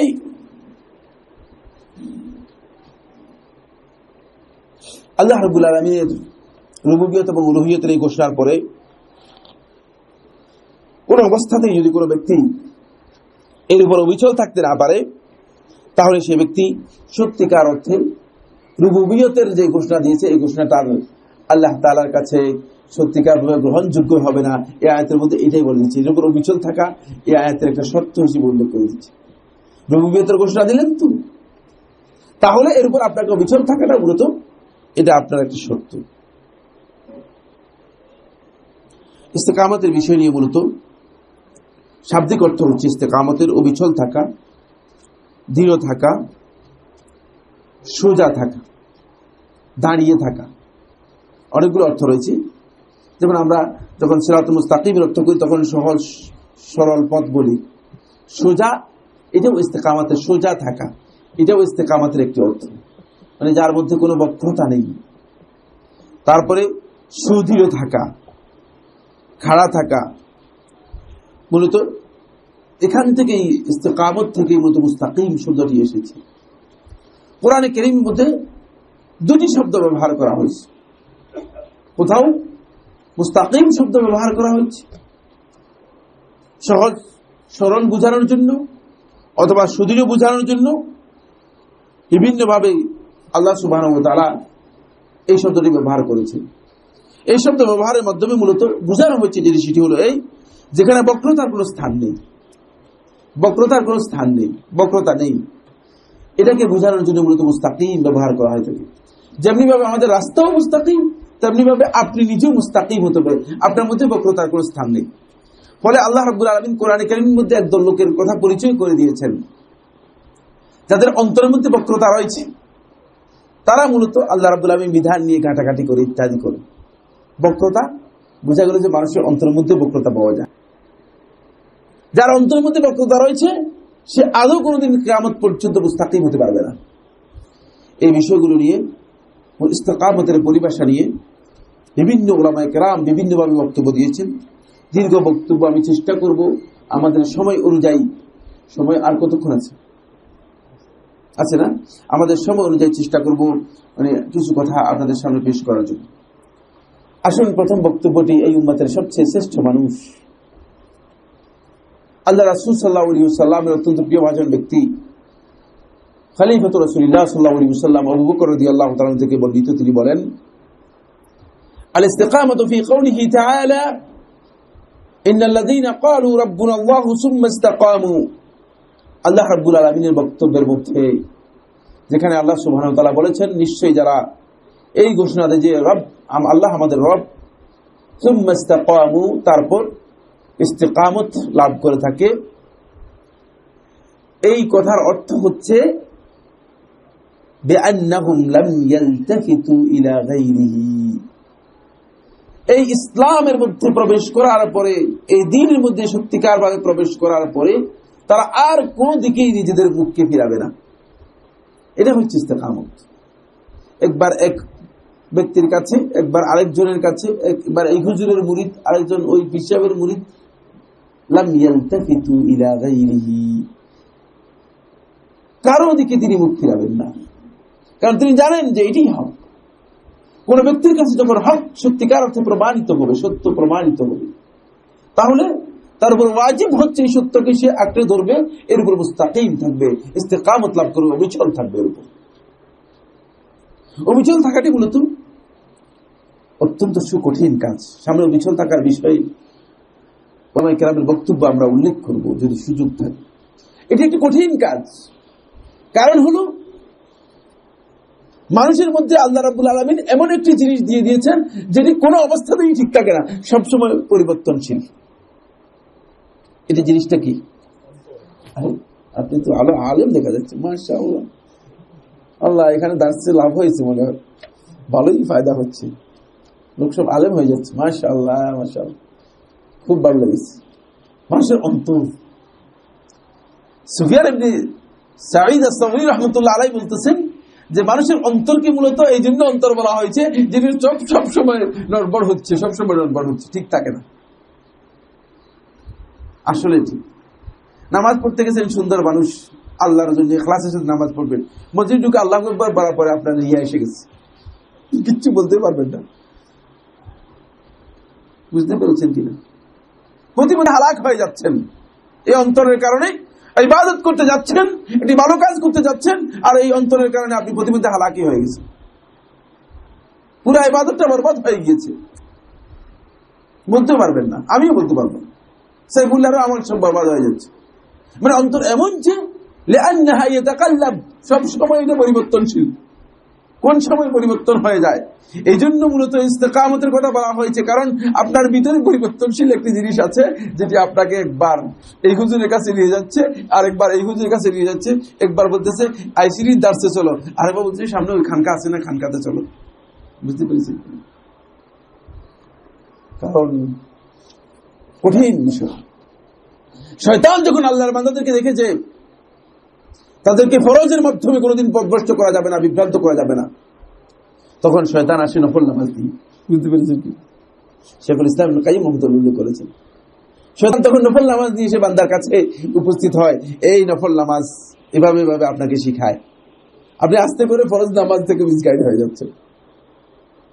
এই জন্য এই পথ খুবই বিচ্ছিন্ন, খুবই দুর্গম, খুবই কঠিন।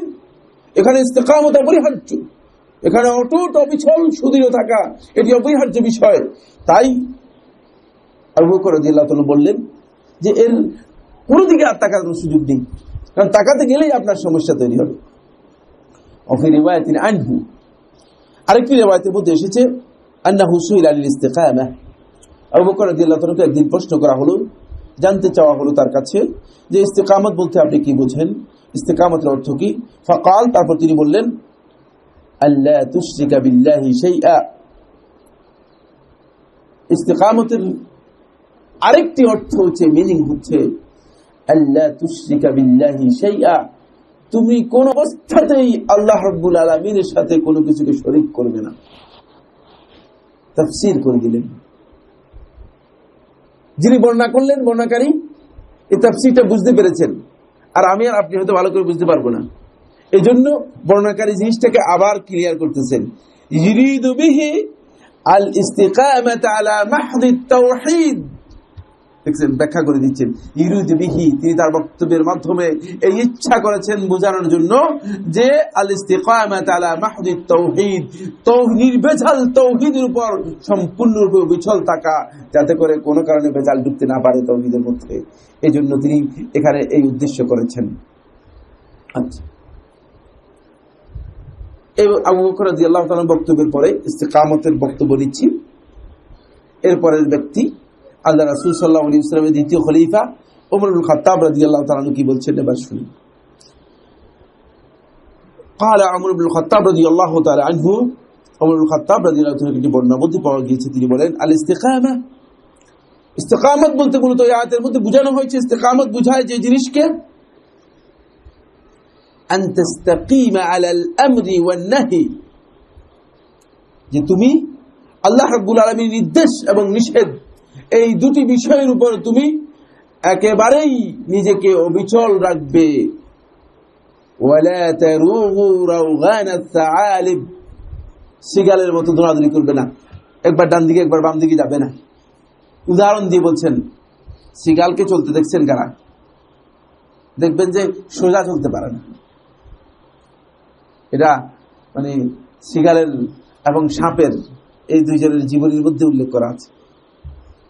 যারা গবেষণা করেছেন তাদের কাছ থেকে জেনে নিতে পারবেন। অবশ্য আমি গবেষণা করি নাই, আমি বই থেকে জেনে নিয়েছি। বুঝতে পেরেছেন কি? গবেষণার সময় আবার হাতে নেই, বই থেকে সরাসরি জ্ঞান নিয়েছি।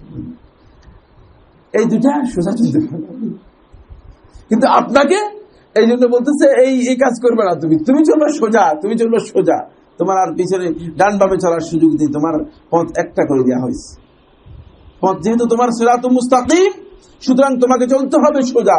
সোজা চললেই তুমি সত্যিকার গন্তব্যে পৌঁছতে পারবে, অন্যথায় তুমি সত্যিকার গন্তব্যে পৌঁছতে পারবে না। সোজা তোমাকে চলতে হবে।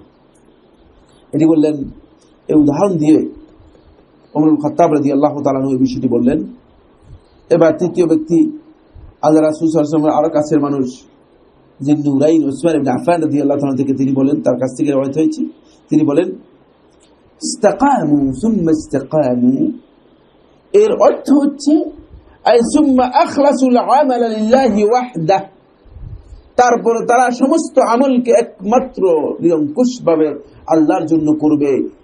যেহেতু আল্লাহ রাব্বুল আলামিন আয়াতের মধ্যে, প্রথম আয়াতের মধ্যে ঈমানিয়তের বিষয়টি নির্দেশ দিয়েছেন, দ্বিতীয় আয়াতটি মূলত উলুহিয়তের নির্দেশনা। তাই আখলাসুল আমালা লিল্লাহি ওয়াহদাহ, শুধুমাত্র একমাত্র আল্লাহ রাব্বুল আলামিনের জন্য সমস্ত আমলটি করবে। এই আয়াত থেকে আমরা এটা বুঝতে পেরেছি। এটা উসমান ইবনে আফফান রাদিয়াল্লাহু তাআলা ব্যাখ্যা দিয়েছেন।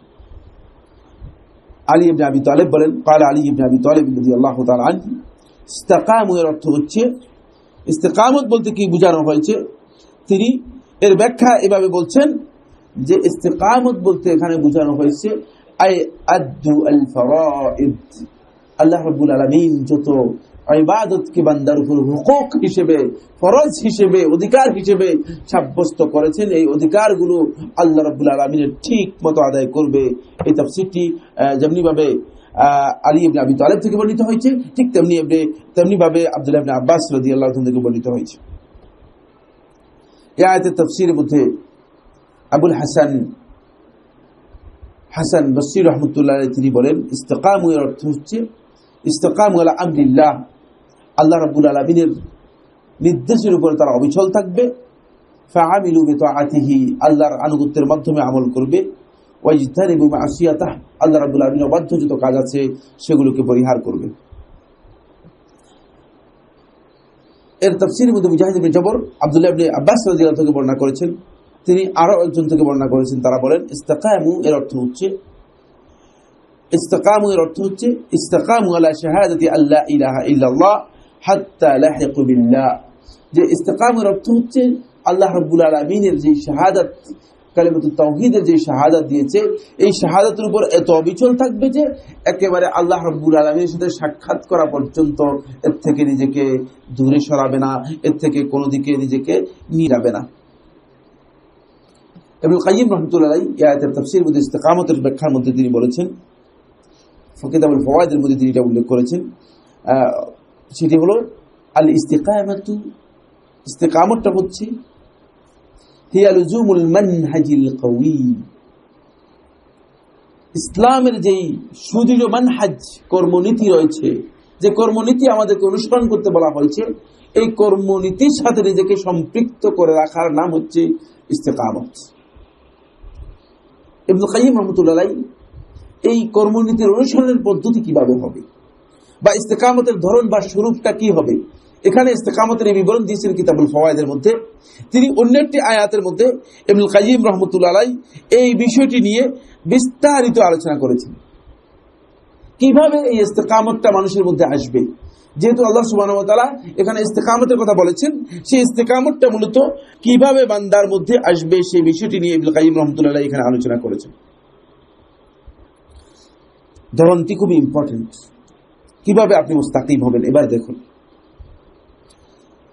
তিনি বলছেন যে ইস্তিকামত হচ্ছে কালিমাতুন জামিআহ,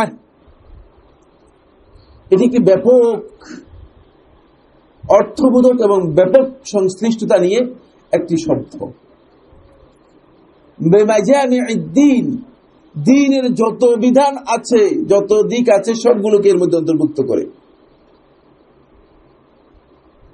তাই হিয়াল কিয়ামু বাইনা ইয়াদাইল্লাহি তাআলা আলা হাকিকাতি সিদকি ওয়াল ওয়াফা বিল আহাদ, এটার মূল মর্মকথা হচ্ছে এর মূল মর্মকথা হচ্ছে আল কিয়ামু বাইনা ইয়াদাইল্লাহি, আল্লাহ রাব্বুল আলামিনের সামনে দাঁড়ানো কিভাবে, আলা হাকিকাতি সিদক, সত্যিকার সত্যবাদিতার উপর।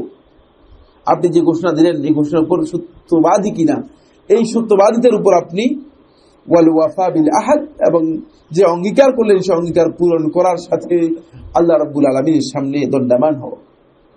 এটাকে আদায় করবেন কিভাবে, এই মর্ম কথায় পৌঁছবেন কিভাবে। ওয়াল ইস্তিকামাতু তাতাআল্লাকু, এই ইস্তিকামত মানুষের 4টি জিনিসের সাথে সম্পৃক্ত। এবার এগুলো আপনাদের ভালো করে লিখে নিতে হবে। তাতাআল্লাকু বিল আকওয়াল, কথার সাথে, ওয়াল আফআল, কাজের সাথে, ওয়াল আহওয়াল, আপনার অবস্থার সাথে, ওয়ান নিয়াত, আপনার নিয়তের সাথে। আমি একটি একটি করে পার্থক্য করব। পার্থক্য করবে এই জন্য, কারণ এই জিনিসগুলো আপনারা হয়তো বুঝবেন না, এগুলো খুব গুরুত্বপূর্ণ পরিভাষা, না বোঝার এই কথা। আকওয়াল হচ্ছে মানুষ মুখের যে বক্তব্য দিয়ে থাকে, এই বক্তব্যগুলো মুখের মাধ্যমে যে কথাটা যেটা মানে বের করেছে সেটা হচ্ছে আকওয়াল, মুখের এই বক্তব্যগুলো। আর আফআল হচ্ছে মানুষ তার অঙ্গ প্রত্যঙ্গের মাধ্যমে যেগুলো সার্ভ করে কাজ, বুঝতে পেরেছেন কিনা, কাজ, এগুলো হচ্ছে আফআল। কোন সন্দেহ নেই মুখও তার একটা অঙ্গ। এই অর্থে সমস্ত আহলে হাদিসের কাছে মূলত কথা যেগুলো আছে, কথাটা ফেইলের মধ্যে অন্তর্ভুক্ত, বুঝতে পেরেছেন কিনা। আহলে হাদিসরা কথাকে ফেইলের মধ্যে অন্তর্ভুক্ত করেছেন, যেহেতু মুখ কিন্তু আপনার অঙ্গ। কিন্তু আরবি পরিভাষায় কথা ভিন্ন জিনিস, যেহেতু আল্লাহ সুবহানাহু ওয়া তাআলা কথার ব্যাপারে ভিন্ন বিধান উল্লেখ করেছেন, মা ইয়ালফিযু মিন কাওলিন ইল্লা লাদাইহি রাকীবুন আতীদ, কথার জন্য মূলত সংরক্ষক নিয়োগ দিয়েছেন, বুঝতে পেরেছেন কিনা। ফেলের জন্য আল্লাহ রাব্বুল আলামিন অন্য ফেরেশতাদেরকে দিয়েছেন সংরক্ষক, কথার জন্য আবার ভিন্ন সংরক্ষক নিয়োগ দিয়েছেন। বোঝা গেল যে দুইটাকে আল্লাহ সুবহানাহু ওয়া তাআলা ভিন্ন করেছেন, বুঝতে পেরেছেন কিনা। এই জন্য আরবি পরিভাষায় কিন্তু কথা এবং ফেল, কাজ, এটা দুটো কিন্তু ভিন্ন জিনিস।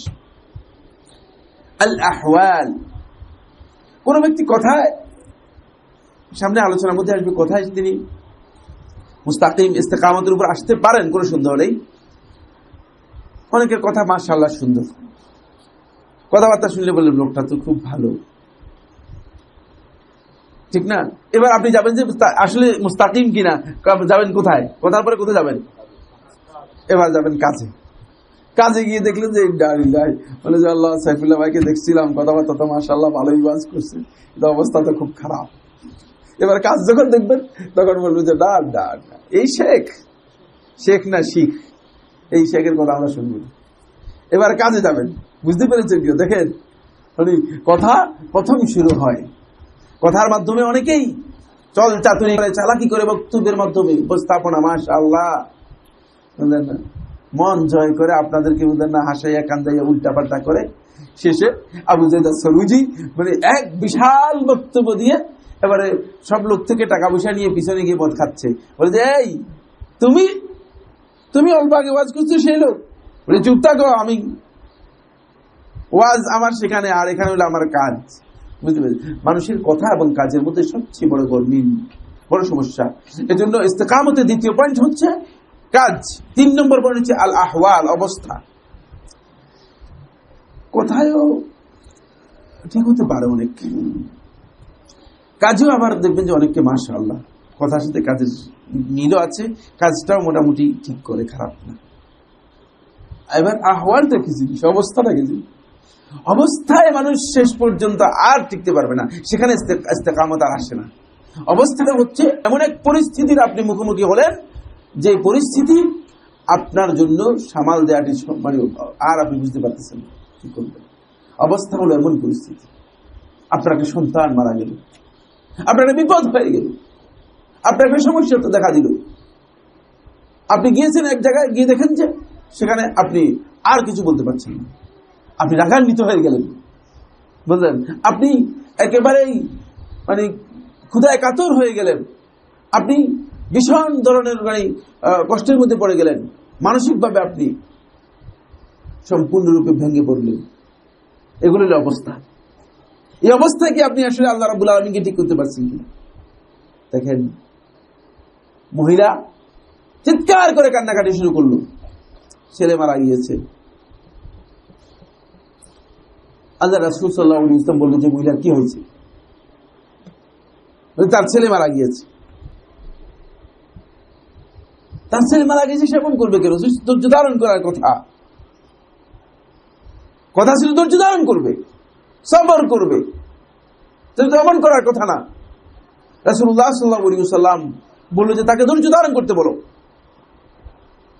যখন আপনাকে বলবো যে ভাই ধৈর্য ধারণ করতে, আপনি আমাদের বলবেন যে সাইফুল্লাহ আপনি ওইদিকে জানতেন। একজনের সাথে যখন মেজাজের অন্যরকম হট মেজাজ হয়ে গেছে তখন সাইফুল্লাহ আবার কে আরেকজন কে আপনি ওইদিকে যান, আপনার সাথে আমার কোনো কথা নেই। বহু লোককে দেখেছি, বুঝলেন। অবস্থাটা কিন্তু মেজাজ এবং অন্তর দুটাকে মিলিয়ে করা হয়েছে। আহওয়াল মানুষের এই অবস্থায় সত্যিকার মুস্তাকিম হওয়াটা অত্যন্ত কঠিন। ফলে আল্লাহ রাসূল সাল্লাল্লাহু আলাইহি ওয়াসাল্লাম তাকে ধৈর্যের উপদেশ দিলেন, কিন্তু ধৈর্যের উপদেশ পর্যন্ত তার সহ্য হলো না। ধৈর্যের উপদেশ তার সহ্য হলো না। আল্লাহ রাসূল সাল্লাল্লাহু আলাইহি ওয়াসাল্লামের বক্তব্য পর্যন্ত গ্রহণ করতে রাসূল সাল্লাল্লাহু আলাইহি ওয়াসাল্লাম যখন চলে গেলেন, তখন জিজ্ঞেস করলো যে কি এটা কে কি আসলো, কি বললো? বলে যে আল্লাহ রাসূল সাল্লাল্লাহু আলাইহি ওয়াসাল্লাম এসেছেন। আর তো বিপদ, মাথার মধ্যে বড় বিপদ পড়ে গেল। ইন্না লিল্লাহি, এবং রাসূল সাল্লাল্লাহু আলাইহি ওয়াসাল্লামের সাথে এমন আচরণ করে ফেললাম। এবার রাসূল সাল্লাল্লাহু আলাইহি ওয়াসাল্লামের কাছে এসে ওজর করার জন্য চেষ্টা করলো। আল্লাহ রাসূল সাল্লাল্লাহু আলাইহি ওয়াসাল্লাম স্পষ্ট করলো, আসসাবরু ইনদা সাদমাতিল উলা, প্রথমবার এই সবর করার কথা ছিল, এখন আর সবরের ওয়াজ তোমার দরকার নেই, শেষ। এটি হচ্ছে হালাত, অবস্থা, বুঝতে পেরেছেন? আহওয়াল। এই আহওয়ালের মধ্যে মূলত একজন ব্যক্তি মুস্তাকিম হওয়াটা এটা অত্যন্ত কঠিন বিষয়। আবার কেউ কেউ আলহামদুলিল্লাহ আল্লাহর ভয়ে যাদের অন্তরের মধ্যে বেশি হয়েছে, যারা জীবনে বিভিন্ন ক্ষেত্রে সত্যিকার ভাবে আল্লাহ রাব্বুল আলামিন বিধানকে বাস্তবায়ন করতে পেরেছে, এবং আল্লাহ সুবহানাহু ওয়া তাআলা যাদেরকে এই সাহস দিয়েছে এবং মানসিকতা দিয়েছে, তারা মূলত অবস্থার ক্ষেত্রেও দেখা যায় যে তাদের ইস্তেকামত আসতে পারে। কিন্তু 3 নম্বর হচ্ছে ওয়ান নিয়াত, 4 নম্বর হচ্ছে নিয়াত। নিজের নিয়তের ক্ষেত্রে মুস্তাকিম হওয়া, এটি ভয়ঙ্কর কঠিন বিষয়। আরেকটি কঠিন বিষয়, এটা হচ্ছে সত্যবাদীদের দিক থেকে সর্বোচ্চ স্টেজ। সত্যবাদীদের 3টি স্টেজ, এর মধ্যে আল মারতাবাতুল উলিয়া, সর্বোচ্চ স্টেজ হচ্ছে সত্যবাদীদের আসিদকু মা আল্লাহ, আল্লাহ রাব্বুল আলামিনের সাথে সত্যবাদী হওয়া। এই স্টেজটা অত্যন্ত কঠিন, আর এটাই হচ্ছে মূলত নিয়তের মধ্যে সত্যিকার মুস্তাকিম হওয়া, নিয়তের ব্যাপারে নিজের মধ্যে ইস্তেকামত অর্জন করা। তাহলে কয়টা পয়েন্ট হলো এখানে? 4টি পয়েন্ট। 4টাকে শেখুল ইসলাম ইবনে কাইয়্যিম রাহমাতুল্লাহ ভাগ করতেছেন। আমাদের সময় আর কতক্ষণ আছে? আরো চলবে তো? আরো 15 মিনিট আছে না? আচ্ছা, কোশ্চেন পরে বাদ দেন, কোশ্চেন না হলেই চলবে। সবাই আমার চেয়ে ভালো প্রশ্ন করতে চায়।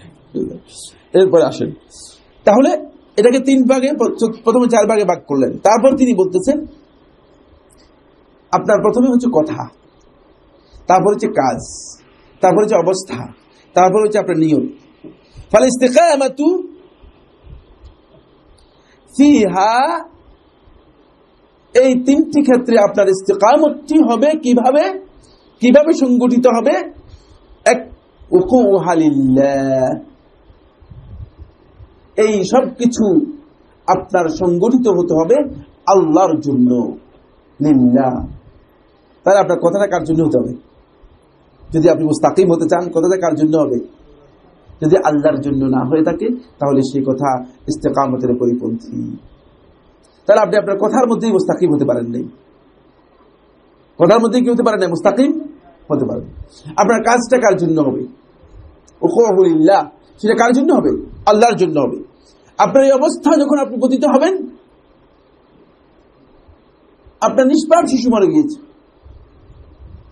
তাহলে তখন অবস্থানটা আপনার কি হবে? কার জন্য হবে? আল্লাহর জন্য। অবস্থান যেভাবে হওয়া দরকার, ঠিক সেই অবস্থা আপনার মধ্যে আসতে হবে।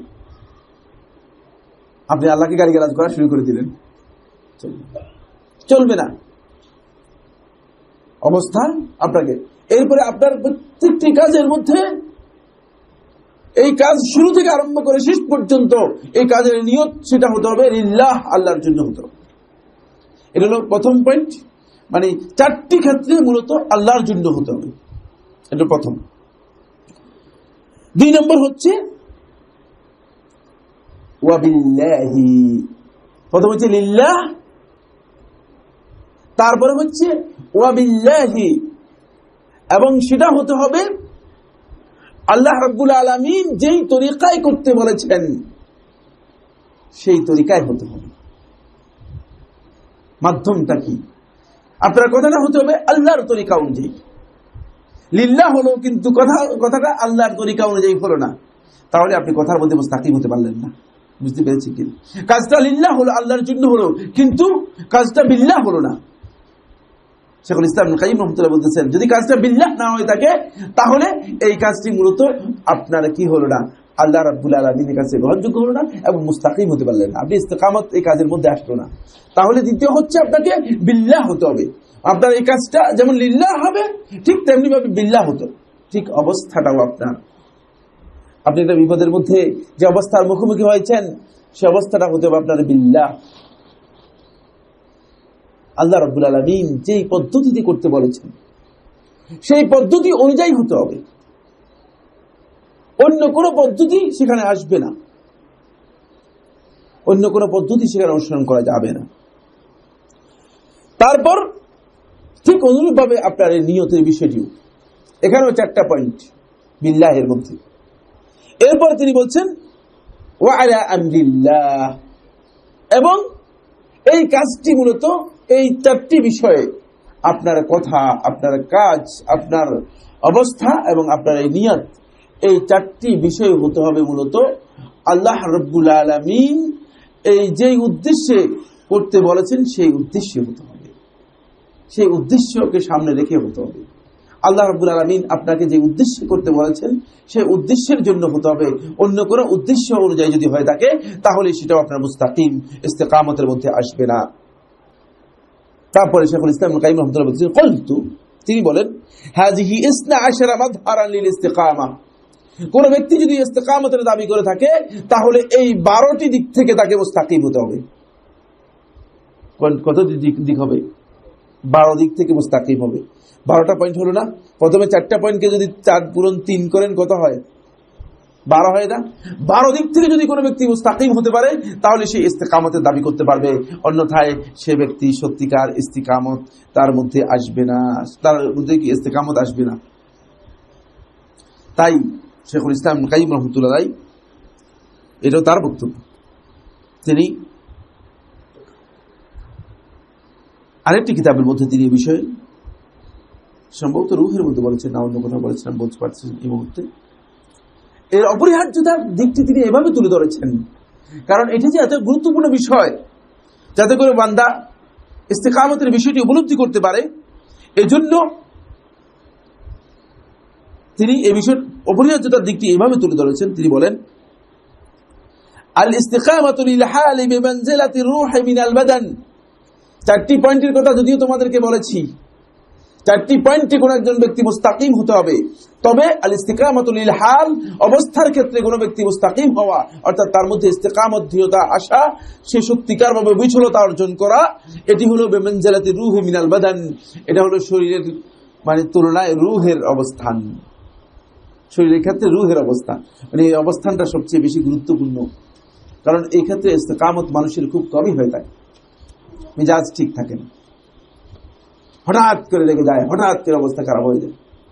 এই জন্য তিনি বলছেন যে আল ইস্তিকামাতু লিল হালি বিমানজিলাতি রূহি মিনাল বাদান, ফাকামা আন্নাল বাদানা ইযা খালা আনির রূহ ফাহুয়া মাইয়িত। যেমনি ভাবে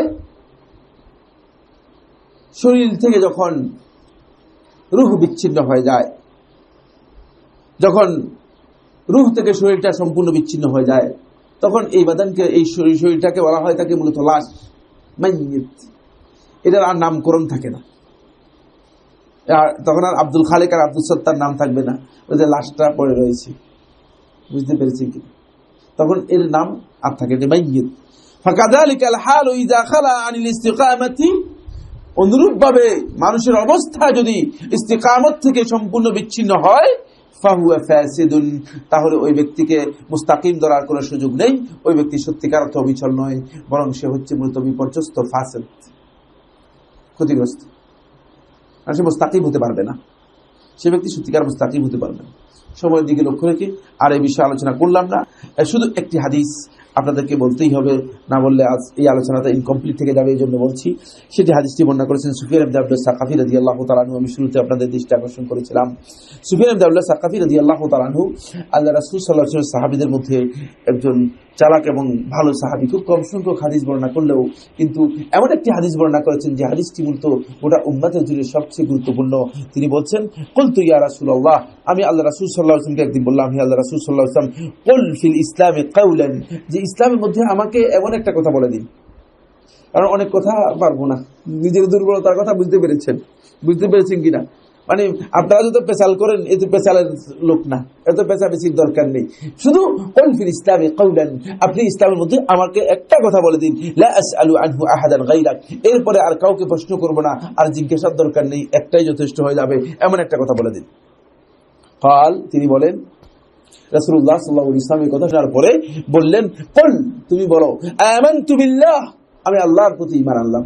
মানে ঈমান বিল্লাহের ঘোষণা দাও, সুম্মা ইসতাকিম, তারপরে তুমি এর উপর অবিচল থাকো, ইস্তেকামত লাভ করো। দেখতে পেরেছেন দুটি জিনিস, একটা হচ্ছে ঈমান বিল্লাহ আর একটা হচ্ছে ইস্তেকামত। মূলত ঈমান বিল্লাহের এই ঘোষণা আজকের মূল প্রথম দিকে আমরা দৃষ্টি আকর্ষণ করেছি। এটি যখন কোনো ব্যক্তির মধ্যে পরিপূর্ণ হবে, আর ওই ব্যক্তি যদি সত্যিকারের উপরে ইস্তেকামত লাভ করতে পারে, যে ইস্তেকামতের কথা আমরা আলোচনা করেছি, তাহলে রাসূল সাল্লাল্লাহু আলাইহি ওয়াসাল্লাম বলেছেন, তোমার জন্য আর কিছু দরকার নেই। এই হাদিসের মধ্যে আরেকটু বর্ধিত অংশ, এটি সহিহ মুসলিমের রওয়ায়াত। যতটুকু পর্যন্ত বর্ণনা করলাম এতটুকু হচ্ছে সহিহ মুসলিমের রওয়ায়াত। সহিহ মুসলিমের বাইরে বাইহাকির আরেকটি রওয়ায়াতের মধ্যে এই কথা এসেছে, তিনি বলেছেন যে রাসূলুল্লাহ সাল্লাল্লাহু আলাইহি ওয়াসাল্লামকে আমি বললাম, ফামা আত্তাকি ইয়া রাসূলুল্লাহ, হে আল্লাহর রাসূল সাল্লাল্লাহু আলাইহি ওয়াসাল্লাম, তাহলে আমি একটু আরেকটা প্রশ্ন করতে চাই, সেটা হলো সতর্ক থাকবো কোন দিকটা। ইস্তেকামতের বিষয়টি মনে হয় যেন সুফিয়ান ইবনে আব্দুল্লাহ সাকাফি রাদিয়াল্লাহু আনহু বুঝতে পেরেছেন কিনা, বুঝতে পেরেছেন। এই জন্য বললেন যে ফামা আত্তাকি ইয়া রাসূলুল্লাহ, হে আল্লাহর রাসূল সাল্লাল্লাহু আলাইহি ওয়াসাল্লাম, কোন দিকটা আমি সবচেয়ে বেশি সতর্কতা অবলম্বন করব, যেহেতু আপনি ইস্তেকামতের কথা বলেছেন। তাহলে ফাআউমা ইলা লিসানিহি, রাসূলুল্লাহ সাল্লাল্লাহু আলাইহি ওয়াসাল্লাম জিহ্বার দিকে দেখালেন। কোথায় দেখালেন? এটা ঠিক করতে পারলে কিন্তু কাজে বসবে। বুঝতে পেরেছেন কিনা? তাই ইস্তেকামতের প্রথম স্টেজ এবং গুরুত্বপূর্ণ স্টেজ সুফিয়ান ইবনে আব্দুল্লাহ সাকাফি রাদিয়াল্লাহু তাআলা আনহু হাদিসের মধ্যে আমরা পেয়েছি, সেটি হচ্ছে মূলত নিজের লিসানকে সত্যিকার অর্থে মুস্তাকিম করার চেষ্টা করা। আমি এই কথা আপনাদের দৃষ্টি আকর্ষণ করছি, অনেক ভাই বন্ধুকে দেখতে পাচ্ছি তথাকথিত সহিহ আকীদার অনুসারী, কিন্তু বিভিন্ন ধরনের খারাপ বক্তব্য দিয়ে যাচ্ছেন, কেউ আলেমদের বিরুদ্ধে, কেউ এভাবে সেভাবে ফেসবুকে। আমার এটা বুঝে আসে না, এটা কি সহিহ আকীদার মানে অনুসারী বা সহিহ আকীদার কথা বলছেন?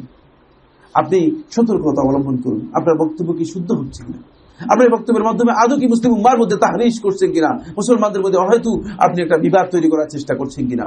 ফেসবুকে হোক, যেখানেই হোক না কেন, প্রত্যেকটি বক্তব্যের জন্য কিন্তু কিয়ামতের দিন আমি আপনি মুহাসাবা ও জিজ্ঞাসিত হব, হিসাব দিতে হবে। সুতরাং সতর্কতা অবলম্বন করুন, নিজেকে সত্যিকারভাবে আল্লাহ রাব্বুল আলামিনের এই ইস্তেকামতের যে নির্দেশ দিয়েছে সেই নির্দেশের অধীনে আনার জন্য চেষ্টা করুন। এবং এই অধীনে আনতে হলে প্রথমেই আল্লাহ রাসূল সাল্লাল্লাহু আলাইহি ওয়াসাল্লাম যেদিকে ইশারা করেছেন, সেই জিহ্বাটা ঠিক রাখার জন্য চেষ্টা করুন। কথা বলছেন তো এই কথার হিসাব করে নিন, আদৌ কি লিল্লাহ হচ্ছে কিনা, বিল্লাহ হচ্ছে কিনা, আলা আমরিল্লাহ হচ্ছে কিনা। যদি আল্লাহ রাব্বুল আলামিনের জন্য না হয়, আল্লাহ রাব্বুল আলামিন নির্দেশিত পন্থায় না হয়, এবং আল্লাহ রাব্বুল আলামিন যে উদ্দেশ্য বলেছেন সেই উদ্দেশ্য যদি না হয় থাকে, তাহলে আপনার এই কাজ মূলত আল্লাহ তাআলার কাছে গ্রহণযোগ্য হবে না। এক্ষেত্রে আপনি সত্যিকার মুস্তাকিম হতে পারবেন না, ইস্তেকামত লাভ করতে পারবেন না। হাযা ওয়া সাল্লাল্লাহু আলা নবিয়িনা মুহাম্মদ ওয়া আলা আলিহি ওয়া আসহাবিহি ওয়া সাল্লাম। সুবহানাকাল্লাহুম্মা ওয়া বিহামদিকা আশহাদু আল্লা ইলাহা ইল্লা আনতা আস্তাগফিরুকা ওয়া আতুবু ইলাইক। শেষ না? সময় আছে না? আর সময় আছে তো প্রশ্ন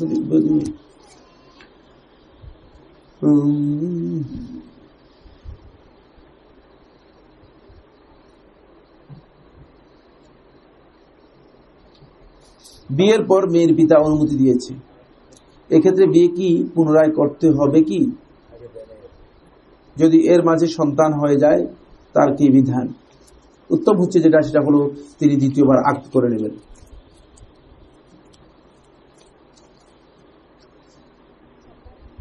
আত্মীয় শিরক করলেও তাকে সাদাকা দেওয়া যাবে কিনা? না, যদি প্রকাশ্য কোনো শিরকে লিপ্ত থাকে তার জন্য সদকা দেওয়া জায়েজ নেই, তার জন্য দোয়া করাও জায়েজ নেই, হারাম।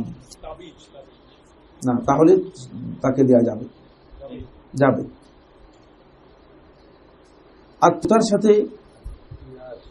আত্মীয়ার সাথে কথা বলা, আচার আচরণে কি সতর্কতা অবলম্বন করা উচিত? গায়রে মাহরাম না, উচিত না, এটা ওয়াজিব, উচিত।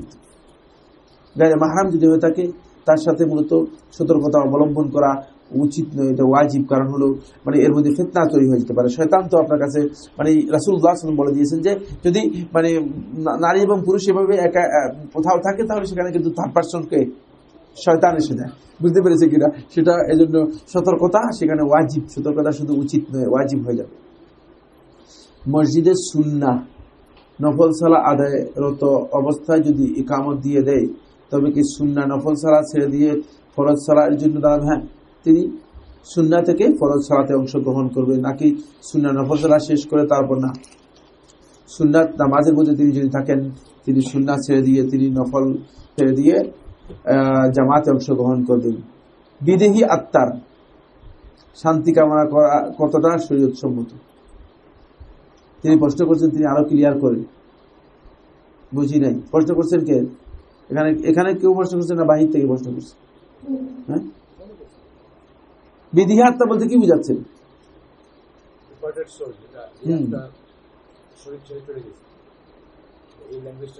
না, এই কথা শুদ্ধ নয়, এটি সম্পূর্ণ জাহেরি আকিদা। এটা হলো মুতাজিলাদের আকিদা। এই আকিদার সাথে ইসলামের কোনো সম্পর্ক নেই। বিদেহী আত্মা মানে আত্মার রুহের মাগফিরাত, আত্মার মাগফিরাত, এই সমস্ত ফালতু কথা ইসলামের মধ্যে নেই। ইসলাম পরিপূর্ণ ব্যক্তির মাগফিরাত কামনা করে। তার আত্মার মাগফিরাত হলে তার দেহের অবস্থা কি হবে?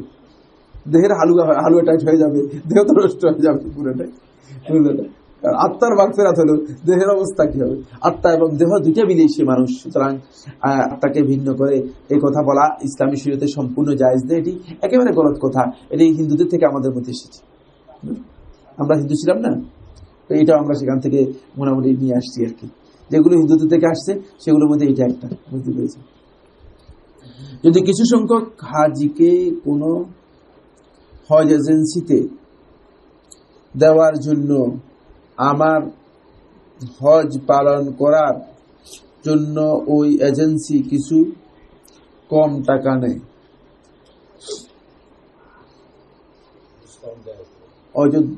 ডিসকাউন্ট দেয়, এতে হজ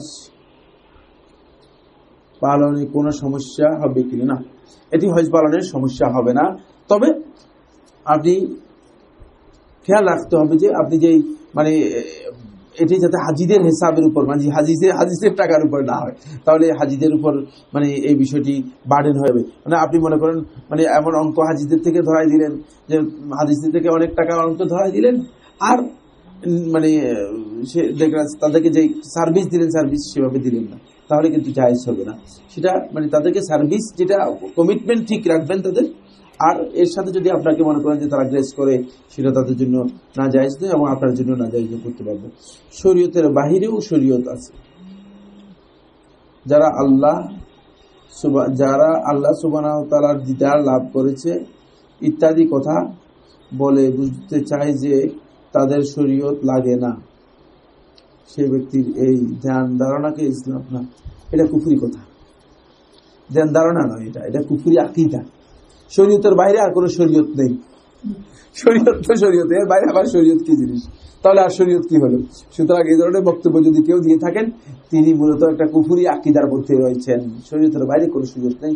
ইসলামী শরীয়ত, ইসলামী দিন, ইসলামী মূলত আমাদের জন্য পালনীয়। ইসলামের বাইরে আর কোনো দিন আমরা পালন করার জন্য বাধ্য নই, আর কোনো দিন আমরা পালন করার জন্য বাধ্য নই। এবং ইসলামী শরীয়তের বাইরে কোনো দিন যদি কোনো ব্যক্তি নিজে আবিষ্কার করেন, এটা তার ব্যক্তিগত দিন, তার তৈরি করা দিন, এটার জন্য তিনি অনুসারী হবেন। এটার জন্য দুনিয়ার কোনো মানুষ অনুসারী হওয়া জায়েজ নেই। যদি কেউ অনুসারী হন, সে কাফের, তার কোনো ইসলামের মধ্যে সম্মানিতম কোনো অংশ নেই, ইসলামের মধ্যে এই ধরনের কোনো সুযোগ নেই। আসসালামু আলাইকুম। ওয়ালাইকুম আসসালাম। এক ছেলে আমার কাজিনকে পছন্দ করে, কাজিন রাজি না থাকায় সে নাকি তাবিজ করেছে। এদিকে আমার কাজিন অসুস্থ হয়ে পড়েছে, ও বলছে এই ছেলের ছায়া নাকি তার ঘরে ঘরে বেড়ায়। এ ব্যাপারে করণীয় কি? করণীয় হচ্ছে তিনি শরীয়তের বিধান অনুযায়ী যে সমস্ত সকাল সন্ধ্যার যে আজকারগুলো রয়েছে সেগুলো তিনি নিয়মিত পালন করবেন। বিশেষ করে রাত্রে শোয়ার সময় তিনি আয়াতুল কুরসি একবার পড়বেন এবং সূরাতুল বাকারার শেষ 3টি আয়াত একবার পড়বেন। মানে এটা পড়ে তারপরে তিনি শুইবেন, রাত্রে শোয়ার সময় তিনি শুইবেন। এবং নিয়মিত যদি এই কাজটি করেন, ইনশাআল্লাহ তাআলা আশা করি আমরা তার এটি থাকবে না বিষয়ে। আসসালামু আলাইকুম। শারীরিক বিবেচনায় আজল করা কি জায়েজ কিনা? এ ব্যাপারে আজল করা জায়েজ। জি। এরপরে আসসালামু আলাইকুম। ওয়ালাইকুম সালাম। সালাতের মধ্যে আল্লাহর বাংলায় দোয়া করা যাবে কিনা? তো আপনি যদি বাংলা দোয়া যদি আরবিতে না জানেন, কোন ভাষায় দোয়া করবেন? তারা দোয়া করতে পারলেন না, তারা দোয়াই আল্লাহ তাআলা গ্রহণ করলো না। এটি আল্লাহ রাব্বুল আলামিনের কাছে আল্লাহর বান্দা যে কোনো ভাষায় দোয়া করতে পারবে, সেটি সলাতের মধ্যে, সলাতের বাইরে, সলাতের ভিতরে, সর্বাবস্থায় জায়েজ, সর্বাবস্থায় জায়েজ। মাঝে মাঝে দাম দিয়ে পছন্দের জিনিস কেনা, যা বিভিন্ন জায়গায় খেতে যাওয়া কি অপচয়ের মধ্যে পড়ে? অপচয় হওয়ার শর্ত কি? ভালো প্রশ্ন করেছেন। না, দামি খাবার খাওয়া অপচয়ের মধ্যে অন্তর্ভুক্ত নয়। দামি খাবার খাওয়া অপচয়ের মধ্যে অন্তর্ভুক্ত নয়। কিন্তু অপচয় হচ্ছে মানে আপনি কোনো জিনিস এমন ভাবে আপনি ব্যবহার করলেন যে এটা আপনার কোনো প্রয়োজন নেই, অপ্রয়োজনীয়। স্বাভাবিকভাবে মনে হয় যে এটি আপনি নষ্ট করলেন, অতিরিক্ত ব্যবহার করলেন, নষ্ট করলেন। আপনার 2 গ্লাস পানি খাওয়া দরকার, আপনি 10 গ্লাস নিলেন, নিয়ে মানে কিছু খেলেন, কিছু ফেলে দিলেন। এটা হলো অপচয়। বুঝতে পেরেছেন কিনা? আপনার যতটুকু প্রয়োজন আছে ততটুকু আপনার জন্য খাওয়া জায়েজ, সেটা দামি খাবারও খাওয়া জায়েজ রয়েছে। যে একই গুনাহ বারবার করে কিন্তু তওবা করে, সে কি মুস্তাকিম? না, তওবাকারীর মুস্তাকিম ইস্তেকামতের কথা, গুনাহকারীর ইস্তেকামতের কথা আমরা আলোচনা করি নাই। এটি আর একটু স্টেজ, উপরের স্টেজের আলোচনা। যিনি গুনার মধ্যে রয়েছেন তার ইস্তেকামতের মাসালা এখানে আলোচনা হয়নি। বুঝতে পেরেছেন কিনা? এটা আর একটু উপরের স্টেজের। গুনাহ করেন আর তওবা করেন, ফালতু তওবা করছেন, আসলে তওবাই করেন নাই। বুঝতে পেরেছেন কিনা? আগে তওবা ঠিক করেন, বুঝছেন যে তওবা করছেন কিনা। তওবা যদি ঠিক না হয় তাহলে আপনি গুনাহ বারবারই করবেন। সত্যিকার তওবা হচ্ছে গুনাহ থেকে ফিরে আসা। তাহলে আপনি তওবা করেন নাই, আসলেই তওবা করেন নাই। আপনি মৌখিকভাবে আপনি মনে করতেছেন যে তওবা করেছেন, মৌখিক কথা বলছেন। মুখের নাম তওবা নয়। তওবার মূল কথা হচ্ছে হুয়াল ইকলাউ মিনাল মাআসি, গুনাহ থেকে নিজেকে সম্পূর্ণরূপে সরিয়ে রাখা, এটার নাম হচ্ছে তওবা। যদি কোনো ব্যক্তি তওবা করলো অথচ গুনাহ করলো, তাহলে সে তওবা করেনি, তওবা করতে পারেনি। বুঝতে পেরেছেন কিনা? এই জন্য তওবা মানে এটাকে তওবা বলা হয় না। তওবা করতে হবে, গুনাহ থেকে নিজেকে প্রত্যাবর্তন করতে হবে, ফিরে আসতে হবে, হচ্ছে তওবার মূল কথা। তাই মানে কোনো ব্যক্তির মধ্যে অপরাধবোধ জাগ্রত হলে সে ব্যক্তি মানে অপরাধ থেকে ফিরে যাবে, এবং অপরাধও করবে, আবার তওবা মানে মৌখিক তওবা করবে। একথা শুদ্ধ নয়, এটা শুদ্ধ নয়। কিন্তু যদি কোনো বান্দার এই ধরনের ঘটনা ঘটে যায়, তাহলে তিনি আল্লাহ রাব্বুল আলামিনের কাছে আবার প্রত্যাবর্তন করবেন, আল্লাহ রাব্বুল আলামিনের কাছে আবার ক্ষমা চাইবেন, আল্লাহ তাআলার কাছে ক্ষমা চাইবেন যে রাব্বুল আলামিন, আমার ভুল হয়ে গিয়েছে, আমি মানে আবার ক্ষমা চাচ্ছি, আমাকে ক্ষমা করুন। হয়তো আল্লাহ সুবহানাহু ওয়া তাআলা ক্ষমা করতে পারেন, আল্লাহর বান্দা থেকে আল্লাহ রাব্বুল আলামিন মেহেরবানি করে ক্ষমা করতে পারেন। ও সুবহানাকাল্লাহুম্মা ওয়া বিহামদিকা আশহাদু আল্লা ইলাহা ইল্লা আনতা আস্তাগফিরুকা ওয়া আতুবু ইলাইক।